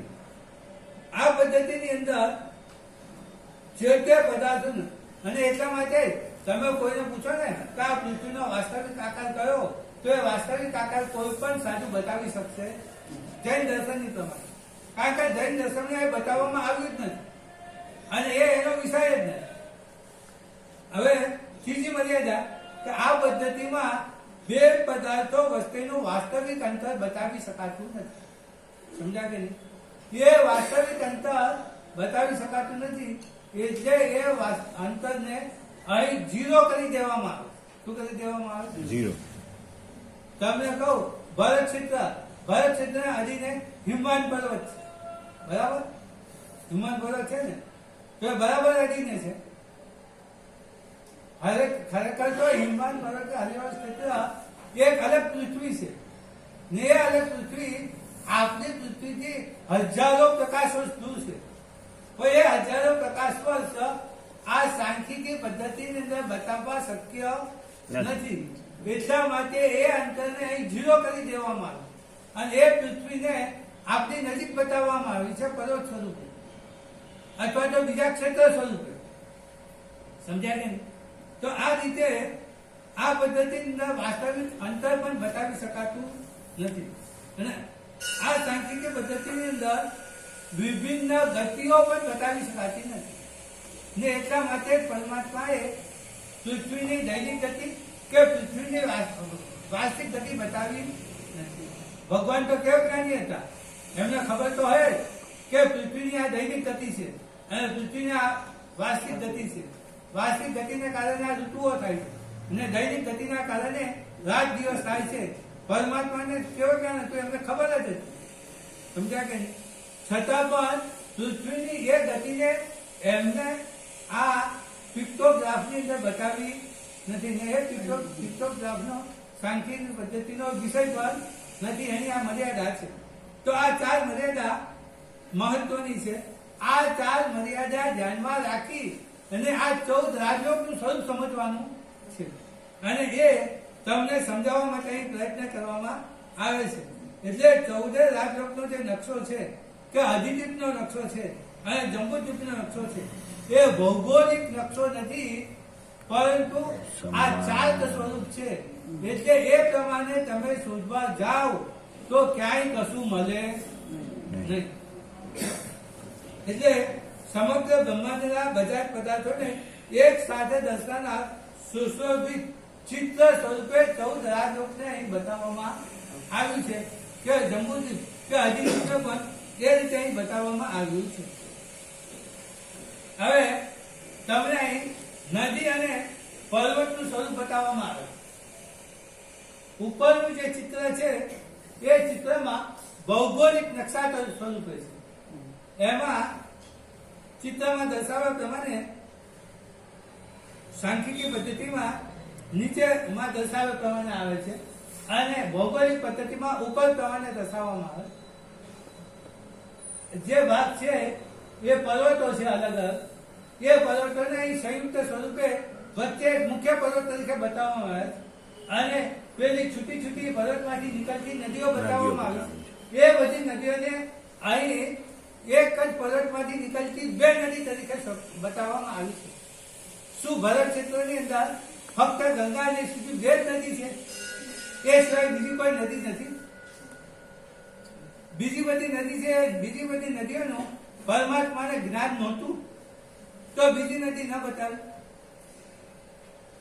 બધી જ નદીઓનું પરમાત્માને ને બધા જ પર્વતોનું પરમાત્માને જ્ઞાન હતું. ખાલી વૈદ્યાધિક કે હિમવંત પર્વત એ બે પર્વતનું જ્ઞાન હતું એવું નહોતું. પણ એ બે પર્વતને બધા પર્વતોના સમૂહ તરીકે બતાવવામાં આવે અને બધી નદીઓના સમૂહ તરીકે ગંગા અને સિંધુ નદીને બતાવવામાં આવી છે. તો આ રીતે આ જે પિક્ટોગ્રાફી પદ્ધતિ છે એ ડોક્ટર જીવરાજનું પોતાનું સંશોધન છે અને એ સંશોધન એમની બુદ્ધિ પ્રતિભા દર્શાવે છે. તો આ રીતે નદી અને પર્વતો પણ જંબુદ્વીપમાં જે બતાવવામાં આવ્યા છે એ સ્ટેટિસ્ટિકલ મેપ છે, ચાર્ટ પદ્ધતિ છે, પણ ભૌગોલિક સ્વરૂપ નથી. એટલે તમે વર્તમાન હિમાલયની સાથે આપણે ભરત ક્ષેત્રની ઉત્તર આવેલો હિમવંત પર્વત તમે સરખાવો તો એ બરાબર કહેવાય નહીં. એટલે વર્તમાન હિમાલય પર્વતનું સ્વરૂપ જુદું છે અને હિમવંત પર્વતનું સ્વરૂપ આખું જુદું છે. સ્ટેટિસ્ટિકલ મેપ તરીકેનું સ્વરૂપ છે. તો આ રીતે બતાવવામાં આવ્યું. હવે મહત્વની વાત છે અહીં આ ચિત્રની અંદર તમને બતાવવામાં આવ્યું છે એક બાજુ અસંખ્ય દ્વીપ સમુદ્ર બતાવવામાં આવે, બીજી બાજુ અહીં ઉપર પૃથ્વીનો નકશો બતાવવામાં, પ્લેન ચાર્જ બતાવવામાં આવ્યો, સપાટ ચાર્જ બતાવવામાં આવ્યો. એની સાથે પિક્ટોગ્રામમાં પાઈ ચાર્ટ બતાવવામાં આવ્યો. જુદા જુદા દેશોના જમીનના વિસ્તાર બતાવવામાં આવે અને એ વિસ્તાર પાઈ ચાર્ટની અંદર કેટલા પર્સન્ટેજ છે એ બતાવવામાં આવે. તો આ રીતે સમગ્ર પૃથ્વીની જમીન એક વર્તુળાકારની અંદર સમાવી દેવામાં આવી છે. તો આ રીતે પિક્ટોગ્રાફ દ્વારા પૃથ્વીની જમીનનો ગ્રાફ બતાવવામાં આવ્યો. એવી રીતે સમુદ્રનો જે વિસ્તાર છે એ સમુદ્રનો વિસ્તાર નીચેના ભાગમાં બતાવવામાં આવ્યો. નીચેનો જે ચાર્જ છે એ વચ્ચેનો જે ગોળાકાર છે એ જમીન બતાવે છે અને આજુબાજુનો એના કરતા ડબલ જે વિસ્તાર બતાવવામાં આવ્યો છે એ સમુદ્રનો વિસ્તાર બતાવે છે. એટલે જંબુદ્વીપ 1 લાખ યોજનનો બતાવવામાં આવ્યો તો એની અપેક્ષાએ પાણીનો વિસ્તાર, લવણ સમુદ્રનો વિસ્તાર ડબલ બતાવવામાં આવ્યો. તો આ રીતે જંબુદ્વીપ કરતા લવણ સમુદ્રને બમણો બતાવવામાં આવ્યો છે. પણ વાસ્તવમાં 1 લાખ યોજનનો જંબુદ્વીપ કે 2 લાખ યોજનનો લવણ સમુદ્ર એવું કશું છે નહીં. આ ફક્ત ચાર્ટમાં તમને જેને કહીએ અસત કલ્પના છે. કઈ કલ્પના છે? અમે જયારે કર્મચંદ ભણીએ ને ત્યારે અધ્યવસાયો અસંખ્યતા આવે. એટલે આવે હવે અસંખ્યતા અધ્યવસાયનો અમુક ભાગ અમુકમાં લેવાનો હોય ત્યારે ત્યાં અમને અસત કલ્પના કરીને બતાવવામાં આવે કે 1 અબજ અસંખ્યતા બરાબર 1 અબજ અધ્યવસાય લેવામાં આવે તો એનો અસંખ્યાતો ભાગ 1 કરોડ છે. અને 1 કરોડનો અસંખ્યાતનો ભાગ 1 લાખ થાય, 1 લાખનો અસંખ્યાતનો ભાગ 100 થાય. તો આ રીતે અસંખ્ય કલ્પના કરવામાં આવે. તો એ રીતે અહીં શાસ્ત્રકાર ભૂપંતોએ આ રીતે જમીન અને પાણીનું પ્રમાણ કેટલું છે, સમુદ્રનો વિસ્તાર કેટલો છે, એ જ આ નકશા દ્વારા બતાવવામાં આવ્યું છે. અને એટલા માટે જંબુદ્વીપ પછી લવણ સમુદ્ર 2 લાખ વચન બતાવ્યો, લવણ સમુદ્ર પછી ઘાટીખંડ 4 લાખ વચન બતાવ્યો, ઘાટીખંડ પછી કાલોદરી સમુદ્ર 8 લાખ વચન બતાવ્યો, એના પછી પુષ્કળ દ્વીપ 16 લાખ વચન બતાવ્યો, એના પછી સમુદ્ર ડબલ, એના પછી દ્વીપ ડબલ, એમ કરતા કરતા છેલ્લે સ્વયંભૂ રમણ સમુદ્ર સુધી જવાનું છે, અસંખ્યાતા દ્વીપ સમુદ્ર સુધી જવાનું છે. તો આ અસંખ્યાતા દ્વીપ સમુદ્ર શું બતાવે કે અસંખ્યાતા દ્વીપ સમુદ્ર મનુષ્ય ક્ષેત્રની વાત પછી કરું છું, પણ અસંખ્યાતા દ્વીપ સમુદ્ર એમ બતાવે છે કે સમગ્ર બ્રહ્માંડની અંદર જમીનનો જે પ્રમાણ છે એના કરતા સમુદ્રનું પ્રમાણ ડબલ છે. શું બતાવે? કારણ કે દ્વીપ કરતા સમુદ્ર ડબલ બતાવે. સમજાય કે નહીં? તો એ રીતે સમગ્ર બ્રહ્માંડમાં જમીન કરતા સમુદ્રનો વિસ્તાર ડબલ છે. એ અસંખ્યાતા દ્વીપ સમુદ્ર દ્વારા નક્કી થાય છે. હવે જંબુદ્વીપ અને મનુષ્ય ક્ષેત્રની વાત કરીએ. મનુષ્યની વસ્તી આ અધિદીપ સિવાય બીજે ક્યાંય નથી. ખરેખર તીર્થંકરો કે કેવળ ક્યાંથી મનુષ્યની વસ્તી ક્યાં ક્યાં છે એમને ખબર છે. એટલે તેઓએ જેટલી પૃથ્વી ઉપર મનુષ્યની વસ્તી હતી એ બધી પૃથ્વીઓને એક સામથી ભેગી કરી ને અધિદીપની અંદર બતાવી દીધી છે. અને મારી ધારણા પ્રમાણે મનુષ્યની વસ્તી વાળી કુલ 256 પૃથ્વી હોવાની સંભાવના છે. એમાં આપણી એક પૃથ્વી છે. સમજાય કે નહીં? એટલે આપણી પૃથ્વી સિવાય બીજી કેટલી પૃથ્વીઓ છે? 255 પૃથ્વીઓ છે. તે 255 પૃથ્વી કઈ તો કે 5 ભરત એટલે 4 ભરત, આપણા ભરત ક્ષેત્ર સિવાય, આપણી પૃથ્વી સિવાય 4 ભરત, 5 ઐરાવત, 5 મહાવિજયની 160 વિજય, એટલે 5 ભરત ને 5 ઐરાવત થઈને 170, 30 અકલ્પ ભૂમિ એટલે 200 અને 56 અંતર્દ્વીપ એટલે કુલ 256 પૃથ્વીઓ ઉપર મનુષ્યની વસ્તી છે. એનું વાસ્તવિક સ્થાન આ બ્રહ્માંડમાં આપણી પૃથ્વીથી હજારો કે લાખો પ્રકાશ વર્ષ દૂર છે. કેટલું છે? અને એ હજારો કે લાખો પ્રકાશ વર્ષ નકશામાં બતાવી શકાય નહીં. એટલે બધી પૃથ્વીઓને પરમાત્માએ અહીં અધિદીપની અંદર ભેગી કરીને બતાવી. એમાં કેટલીક પૃથ્વી આપણી પૃથ્વી જેવી જ છે, આઈડેન્ટિકલ. અત્યારે આપણે 5મો આલો ચાલે છે તો ક્યાંય 5મો આલો ચાલે. સમજાય કે નહીં? ક્યાંય 24માં તીર્થંકર પરમાત્માનું શાસન ચાલે. તો એવી પૃથ્વી કેવી? તો આપણી પૃથ્વી જેવી બીજી 4 પૃથ્વી છે, એટલે બીજા 4 ભરત છે. પછી આપણી પૃથ્વીથી આઈડેન્ટિકલ થયું પણ એની મિરર ઇમેજ એવું ઐરાવત ક્ષેત્ર. શું છે? તો એ ઐરાવત ક્ષેત્રની અંદર પણ આપણી પૃથ્વી જેવી પરિસ્થિતિ છે. ત્યાં પણ 24માં તીર્થંકર પરમાત્માનું શાસન ચાલે છે. અને જે પૃથ્વીઓ છે 30 અકલ્પ ભૂમિ અને મહાવિદ્યાલય ક્ષેત્રની 160 વિજય. 160 વિજયમાં એમ કહેવામાં આવે છે મહાવિદ્યાલય ક્ષેત્રમાં કે કાયમને માટે ચોથો આલો છે. તો આવું કઈ રીતે શક્ય બને? મારી કલ્પના પ્રમાણે આવો ક્યાંય રેફરન્સ નથી. શું નથી? આવો ક્યાંય સંદર્ભ નથી. અને આવો સંદર્ભ શાસ્ત્રમાંથી મેળવી શકાય એવું છે નહીં કે શાસ્ત્રનો એ વિષય પણ નથી. એટલે મારી કલ્પના પ્રમાણે મહાવિદ્યામાં રહેલી બધી પૃથ્વીઓ ગોળ જ છે, ગદાના આકારની છે. પણ એ બધાની એ ધરી છે ને એ બરાબર કાટખૂણે છે. શું છે? કાનપુર. આપણી પૃથ્વીની ધરીની માફક 23.5 ડિગ્રી નમેલી નથી, એમ. પણ બરાબર કાટખૂણે છે, સીધી છે. અને એટલા માટે ત્યાં રાત્રે ને દિવસ બંને કાયમના માટે એક સરખા છે. 12 કલાકના દિવસ અને 12 કલાકની રાત. એમાં દિવસની ક્યારેય વધઘટ, રાત દિવસની ક્યારેય વધઘટ થતી નથી. માટે ત્યાં ઋતુઓ પણ નથી. શું નથી? ઋતુઓ પણ નથી. અને આ રીતે મહાવિદ્ય ક્ષેત્રની અંદર કાયમના માટે એક સરખું વાતાવરણ છે. અને આવું વાતાવરણ હોવાને કારણે ત્યાં હંમેશા માટે તીર્થંકર પરમાત્માનું શાસન પ્રવર્તી રહ્યું છે. આવી એક મારી કલ્પના છે. બીજી વાત કે આ જે બધી પૃથ્વીઓ છે એમાં કેવા પ્રકારના લોકો રહેતા હશે, કેવી બુદ્ધિવાળા જીવો મનુષ્યો હશે.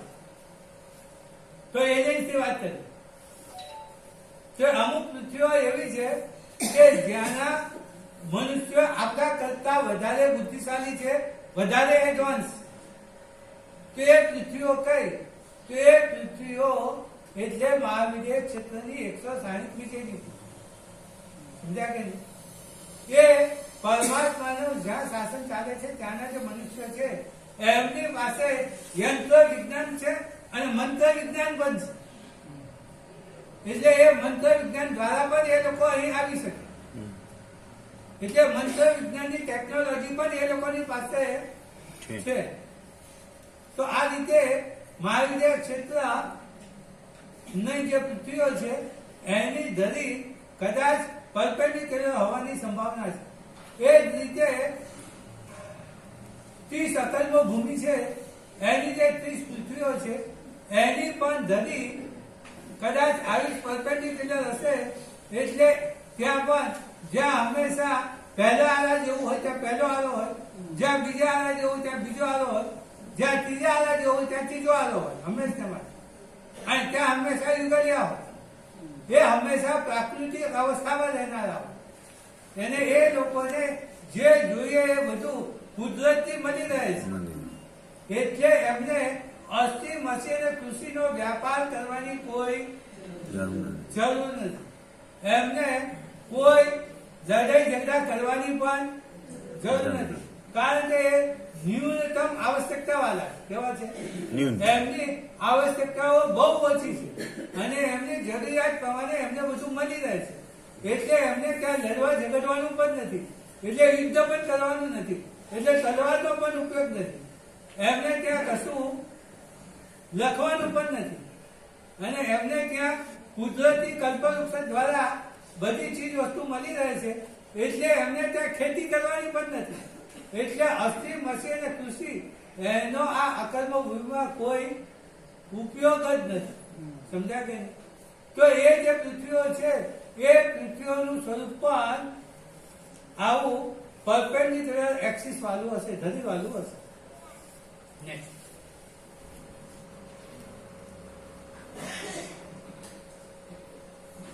જૈન બ્રહ્માંડમાં પ્રતિ વિશ્વ સાયન્ટિસ્ટો એમ કહે છે કે જેવું આપણું વિશ્વ છે એવું એન્ટી યુનિવર્સ પણ છે. શું છે? અને જોવાની ખૂબી એ કે વિજ્ઞાનની પરિભાષામાં સાયમલ્ટેનિયસલી શબ્દ નથી. શું નથી? સાયમલ્ટેનિયસલી એટલે એક સામથી એક સાથે બને. પણ જ્યારે એન્ટી યુનિવર્સની વાત આવે ને ત્યારે સાયમલ્ટેનિયસલી શબ્દનો પ્રયોગ થાય છે.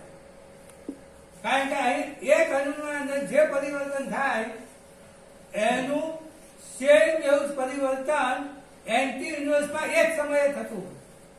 સમજ્યા કે નહીં? એટલે જૈન દર્શનની અંદર આ 14 રાજલોકનું સ્વરૂપ જે બતાવ્યું છે એ 14 રાજલોકના સંખ્યા. 14 રાજલોકના સ્વરૂપની અંદર એન્ટી યુનિવર્સ પણ આવી જાય. એનો એક નમૂનો છે ઐરાવત ક્ષેત્ર. ઐરાવત ક્ષેત્ર એટલે આપણું જે ભરત ક્ષેત્ર છે એની મિરર ઇમેજ. તમે સેલ્ફી લો ને તો સેલ્ફીમાં શું થાય? સેલ્ફીમાં શું થાય? મિરર ઇમેજ આવે. કઈ આવે? સેલ્ફી તમે લો ને તો જો અક્ષરો હોય ને તો અક્ષરો ઉલટા આવે. શું આવે? તો જેમ સેલ્ફીમાં મિરર ઇમેજ આવે છે એવી રીતે આપણું જેવું ભરત ક્ષેત્ર છે એવું ભરત ક્ષેત્ર જેવું મિરર ઇમેજ એવું ઐરાવત ક્ષેત્ર. એ ઐરાવત ક્ષેત્ર જે ફિલ્ડમાં છે એ એન્ટી ઇન્વર્સ છે. શું છે? એટલે એ હંમેશા મિરર ઇમેજ જેવું જ આવે. સમજાય કે નહીં? તો આ રીતે ઇન્વર્સની સામે એન્ટી ઇન્વર્સ પણ જૈન દર્શનમાં સમાયેલું છે. આવું કોન્સેપ્ટ તો તમને ભાગ્યે જ કોઈ કે સમજાયો હશે કે ઐરાવત ક્ષેત્ર એ એન્ટી ઇન્વર્સ કહી શકાય. નેક્સ્ટ. હવે આગળ વિડીયોમાં બતાવવામાં આવ્યું એ પ્રમાણે હિન્દુ પરંપરામાં પણ બ્રહ્માંડનું સ્વરૂપ લગભગ જૈન પરંપરા જેવું જ છે. બહુ થોડો ફેર છે. પ્રાચીન કાળમાં ભિન્ન ભિન્ન સંસ્કૃતિઓમાં અને ભિન્ન ભિન્ન સંપ્રદાયોમાં આદાન પ્રદાન થતું જ રહેતું. શું થતું રહેતું? આદાન.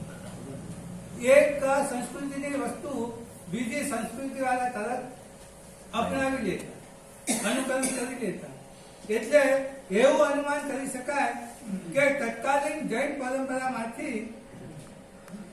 પરંપરામાં કદાચ હિન્દુ પરંપરાના બ્રહ્માંડના સ્વરૂપમાંથી અહીં આવ્યું. અથવા હું પેલા એવું માનતો હતો કે હિન્દુ પરંપરાના બ્રહ્માંડના સ્વરૂપમાંથી આપણું આ જૈન પરંપરાના 14 લાદકના સ્વરૂપનું કન્સેપ્ટ ડેવલપ થયેલો. પણ આ બધો સંશોધન કર્યા પછી મને એમ લાગે છે કે ભગવાન તો કેવું જ્ઞાની હતા એટલે એમને કોઈના કન્સેપ્ટ ઉપરથી અનુકરણ કરવાની જરૂર નહોતી. અને પરમાત્માએ જે કન્સેપ્ટ આપ્યો એ કેવી હતા એમને શબ્દોમાં આપ્યો. શેમાં આપ્યો? અને એ કન્સેપ્ટને જૈન પરંપરાએ જુદા સ્વરૂપે ડેવલપ કર્યો અને હિન્દુ પરંપરાએ જુદા સ્વરૂપે ડેવલપ કર્યો. એટલે જૈન પરંપરાના કન્સેપ્ટમાંથી હિન્દુ પરંપરાના બ્રહ્માંડનું સ્વરૂપ કદાચ આવ્યું હોઈ શકે. આ મારી કલ્પના છે. શું છે? પણ બંને સ્ટેટિસ્ટિકલ મેપ છે એ સિદ્ધ થાય છે કે હિન્દુ પરંપરાના બ્રહ્માંડ પ્રમાણે પણ આ પૃથ્વી ઉપર તમને કશું જોવા મળશે નહીં. હિન્દુ પરંપરામાં પણ મેરુ પર્વત છે તો એ મેરુ પર્વત વર્તમાન પૃથ્વી પર ક્યાંય જૈન પરંપરામાં પણ મેરુ પર્વત છે એ પણ આ પૃથ્વી પર ક્યાંય છે.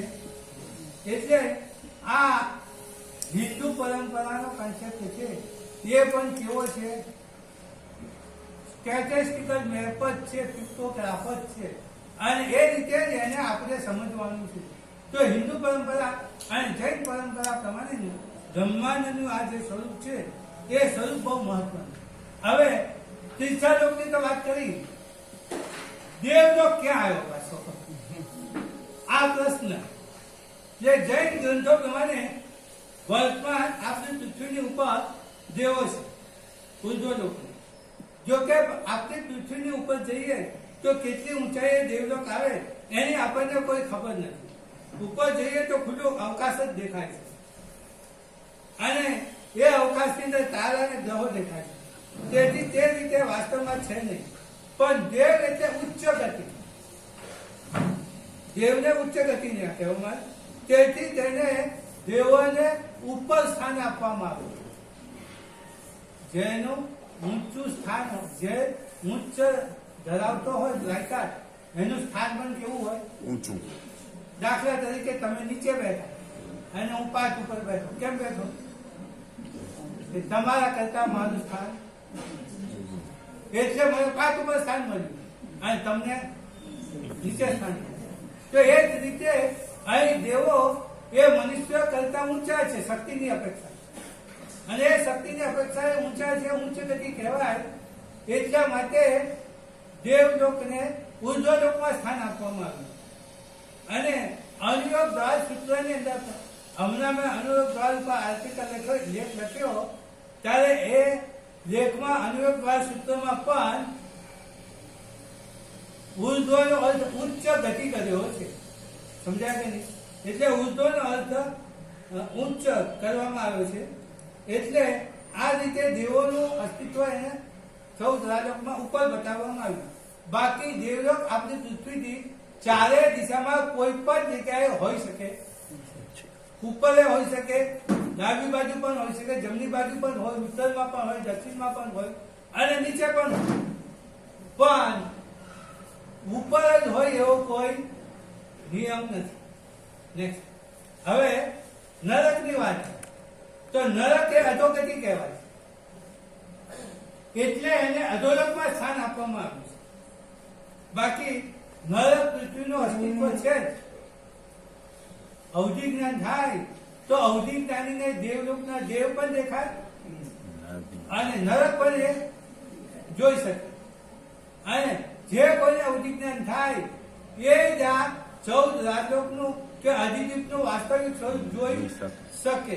એને જેવા પ્રકારનું અવધિ જ્ઞાન થાય એ પ્રમાણે એને બધું જોઈ શકે. તો આ રીતે કોઈ અવધિ જ્ઞાન થાય એ વાસ્તવિક સ્વરૂપ જોઈ શકે ખરા, પણ એ વાસ્તવિક સ્વરૂપ તમને શબ્દોમાં બતાવી શકે, કારણ કે એ એના શબ્દોની મર્યાદા બહાર હોય છે.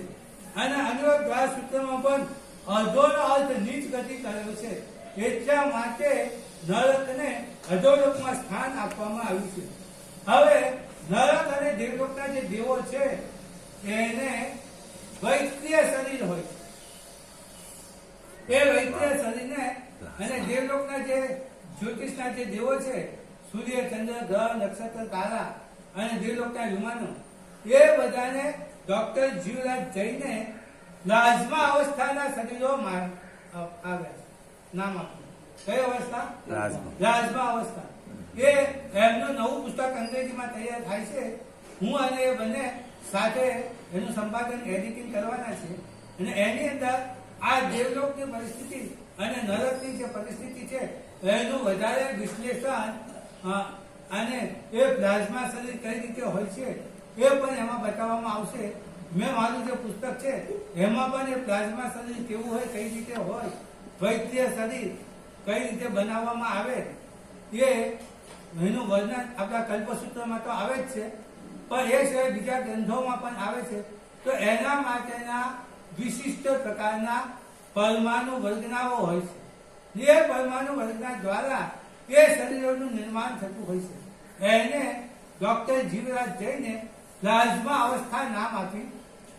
તો આ રીતે એ પ્લાઝમા અવસ્થાની અંદર દેવો અને નરકોના સ્વરૂપ વર્ણવવામાં આવ્યા છે.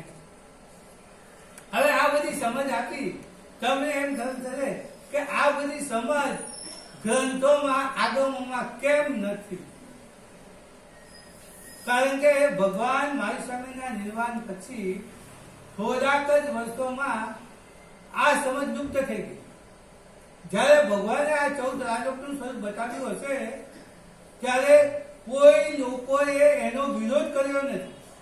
કારણ કે ભગવાને જે સમજ આપી એ સમજને એ લોકો સમજતા અને અજૈનોએ એનો વિરોધ નથી કર્યો. શું નથી કર્યો? અને જૈનોએ લૌકિક જે ભૂગોળ ખગોળ છે એને અસત્ય કહી નથી. કારણ કે એ વખતે બંને એ લોકો જૈન 14 રાજલોકની સમજ, પિક્ટોગ્રાફની સમજ હતી અને સાથે સાથે ભૌગોલિક સમજ પણ હતી 14 રાજલોકની. એટલે બંને પ્રકારની સમજ હતી, માટે કોઈએ કોઈનો વિરોધ કર્યો નથી. પણ ભગવાન મહાવીર સ્વામીના નિર્વાણ પછી ઓરલ ટ્રેડિશનમાં આવ્યું અને એમાં ઘણું બધું શ્રુત ભૂલાઈ ગયું. અને ભૂલાઈ ગયેલા શ્રુતની અંદર આ 14 રાજલોકની જે પિક્ટોગ્રાફની, સાંખ્યિકી, ચાર્ટની જે સમજ હતી તે સમજ લુપ્ત થઈ ગઈ. અને ક્યારની લુપ્ત થઈ ગઈ ખબર? દિગંબર અને શ્વેતાંબરો અલગ થયા એ પહેલાથી લુપ્ત થઈ ગઈ. આ દિગંબરો અને શ્વેતાંબરો અલગ થયા નિર્માણ 622 અને ઉમાસ્વાતીજી ભગવાન એ નિર્વાણની 606 શતાબ્દીમાં એટલે 6 સૈકામાં ઉમાસ્વાતીજી ભગવાન થઈ ગયા એવું ઐતિહાસિક દ્રષ્ટિએ માનવામાં આવે. એટલે દિગંબરો અને શ્વેતાંબરો અલગ પડ્યા, જુદા પડ્યા એ પહેલા આ સમજ લુપ્ત થઈ ગઈ છે. અને એટલા માટે તત્વસૂત્રમાં અત્યારે આપણે જે ભૂગોળ ખગોળ ભણીએ છીએ, રોજ ચંદ્રની ક્ષેત્ર સમાસ, સૂર્ય પ્રજ્ઞપ્તિ, ચંદ્ર પ્રજ્ઞપ્તિ, જંબુદ્વીપ પ્રજ્ઞપ્તિ, એમાં જે સ્વરૂપે આપણે ભણીએ છીએ એ જ સ્વરૂપ તત્વસૂત્રમાં પણ બતાવવામાં આવ્યું છે. એટલે તત્વસૂત્રના રચયિતા ઉમા સ્વાતીજી થયા એ પહેલા પિક્ટોગ્રાફની જે સમજ હતી એ સમજ લુપ્ત થઈ ગયેલી હતી.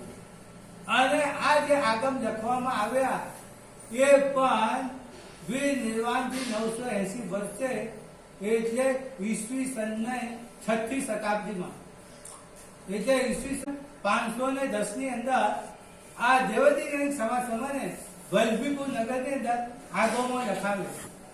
અને એ આગમમાં ત્યાં સુધી બધું મૌખિક હતું. એટલે અત્યારે તમે જે આ નકશા જુઓ છો, 14 રાજ્યો, અધિદ્વીપ કે જંબુદ્વીપના જે નકશાઓ જુઓ છો એ નકશાઓ ભગવાને બનાવેલા નથી. કારણ કે 1000 વર્ષ સુધી તો ઓરલ ટ્રેડિશનમાં આવ્યું છે ને ઓરલ ટ્રેડિશનમાં નકશા બતાવાય નહીં. અને એ પછી એ આગમો લિપિબદ્ધ થયા પછીના આચાર્ય ભગવંતોએ એ જે વર્ણન આવ્યું એ વર્ણનના આધારે પોતાની બુદ્ધિ પ્રતિભા અનુસાર આ નકશાઓ બનાવડાવેલા છે. એટલા માટે આ નકશાઓને કેવલી પ્રવૃત્તિ છે એમ માની અને આજના વિજ્ઞાનને ખોટું કહેવું એ શું કહેવાય? અભિનિવેશિક વિચારત્વ કહી શકાય. દિગંબર પરંપરા અને શ્વેતાંબર પરંપરા બંનેમાં એક સરખું વર્ણન આવે છે. એટલા માટે જ આપણે ત્યાં પાલિતાનામાં જંબુદ્વીપનું નિર્માણ થયેલું અને દિગંબરમાં હસ્તિનાપુરમાં 14 રાજ્યોનું નિર્માણ થયેલું છે. તો દિગંબર પરંપરામાં પણ આવું જ વર્ણન આવે છે. ને છેલ્લે કન્ક્લુઝન, ઉપસંહાર, ઉપર બતાવ્યું પ્રમાણે એ પ્રમાણે જૈન પરંપરા અને હિન્દુ પરંપરાના બ્રહ્માંડના સ્વરૂપને કે જંબુદ્વીપ અને અધિદ્વીપના જે નકશા છે એને ભૌગોલિક નકશા તરીકે ન લેતા ડોક્ટર જીવરાજ જૈને એમને કરેલા સંશોધન પ્રમાણે સાંખ્યિકી પદ્ધતિ અર્થાત સ્ટેટિસ્ટિકલ ચાર્ટ એટલે કે ગ્રાફિક સિસ્ટમના સ્વરૂપે જો આપણે સમજી લઈએ તો વર્તમાન ભૂગોળ ખગોળની સાથે એને કોઈ વિરોધાભાસ આવશે નહીં. અને તારાઓને ઝીણા નજીક બતાવ્યા એ એના ઝીણા દેખાવાના કારણે નજીક બતાવ્યા. સમજાય કે નહીં? અને ચંદ્ર એના કરતા આપણને મોટો દેખાય, સૂર્ય ચંદ્ર કરતા નાનો દેખાય. એટલે સૂર્યને પ્રથમ સ્થાન આપ્યું, પછી ચંદ્રને સ્થાન આપવામાં આવ્યું જૈન ખગોળ વિજ્ઞાન. તો જે પ્રમાણે દેખાય છે એ પ્રમાણે આ ગ્રાફિક સિસ્ટમની અંદર જૈન ભૂગોળ ખગોળનું સ્વરૂપ બતાવવામાં આવ્યું છે. એને સ્ટેટિસ્ટિકલ મેપ તરીકે લઈ અને આપણે આપણી પરમાત્માએ જે બતાવેલું છે એને સંપૂર્ણપણે સાચી માનવાની અને સાથે સાથે વર્તમાન ભૂગોળ ખગોળ છે એને પણ આપણે સાચી માનવાની. એને ક્યારેય ખોટી કહેવાનું સાહસ કરવા જેવું નથી. અને આપણે ખોટી કહીએ તો લોકો આપણને મૂર્ખ ગણે. તો આ રીતે આપણું જે સમ્યક્ત છે એ સમ્યક્તને નિર્મળ કરીએ, રદ બનાવીએ અને જૈન આગમ પ્રત્યે આપણી વફાદારી, જૈન શાસન પ્રત્યે આપણી વફાદારી આપણે કાયમ રાખીએ. એ જ મંગળ આશીર્વાદ.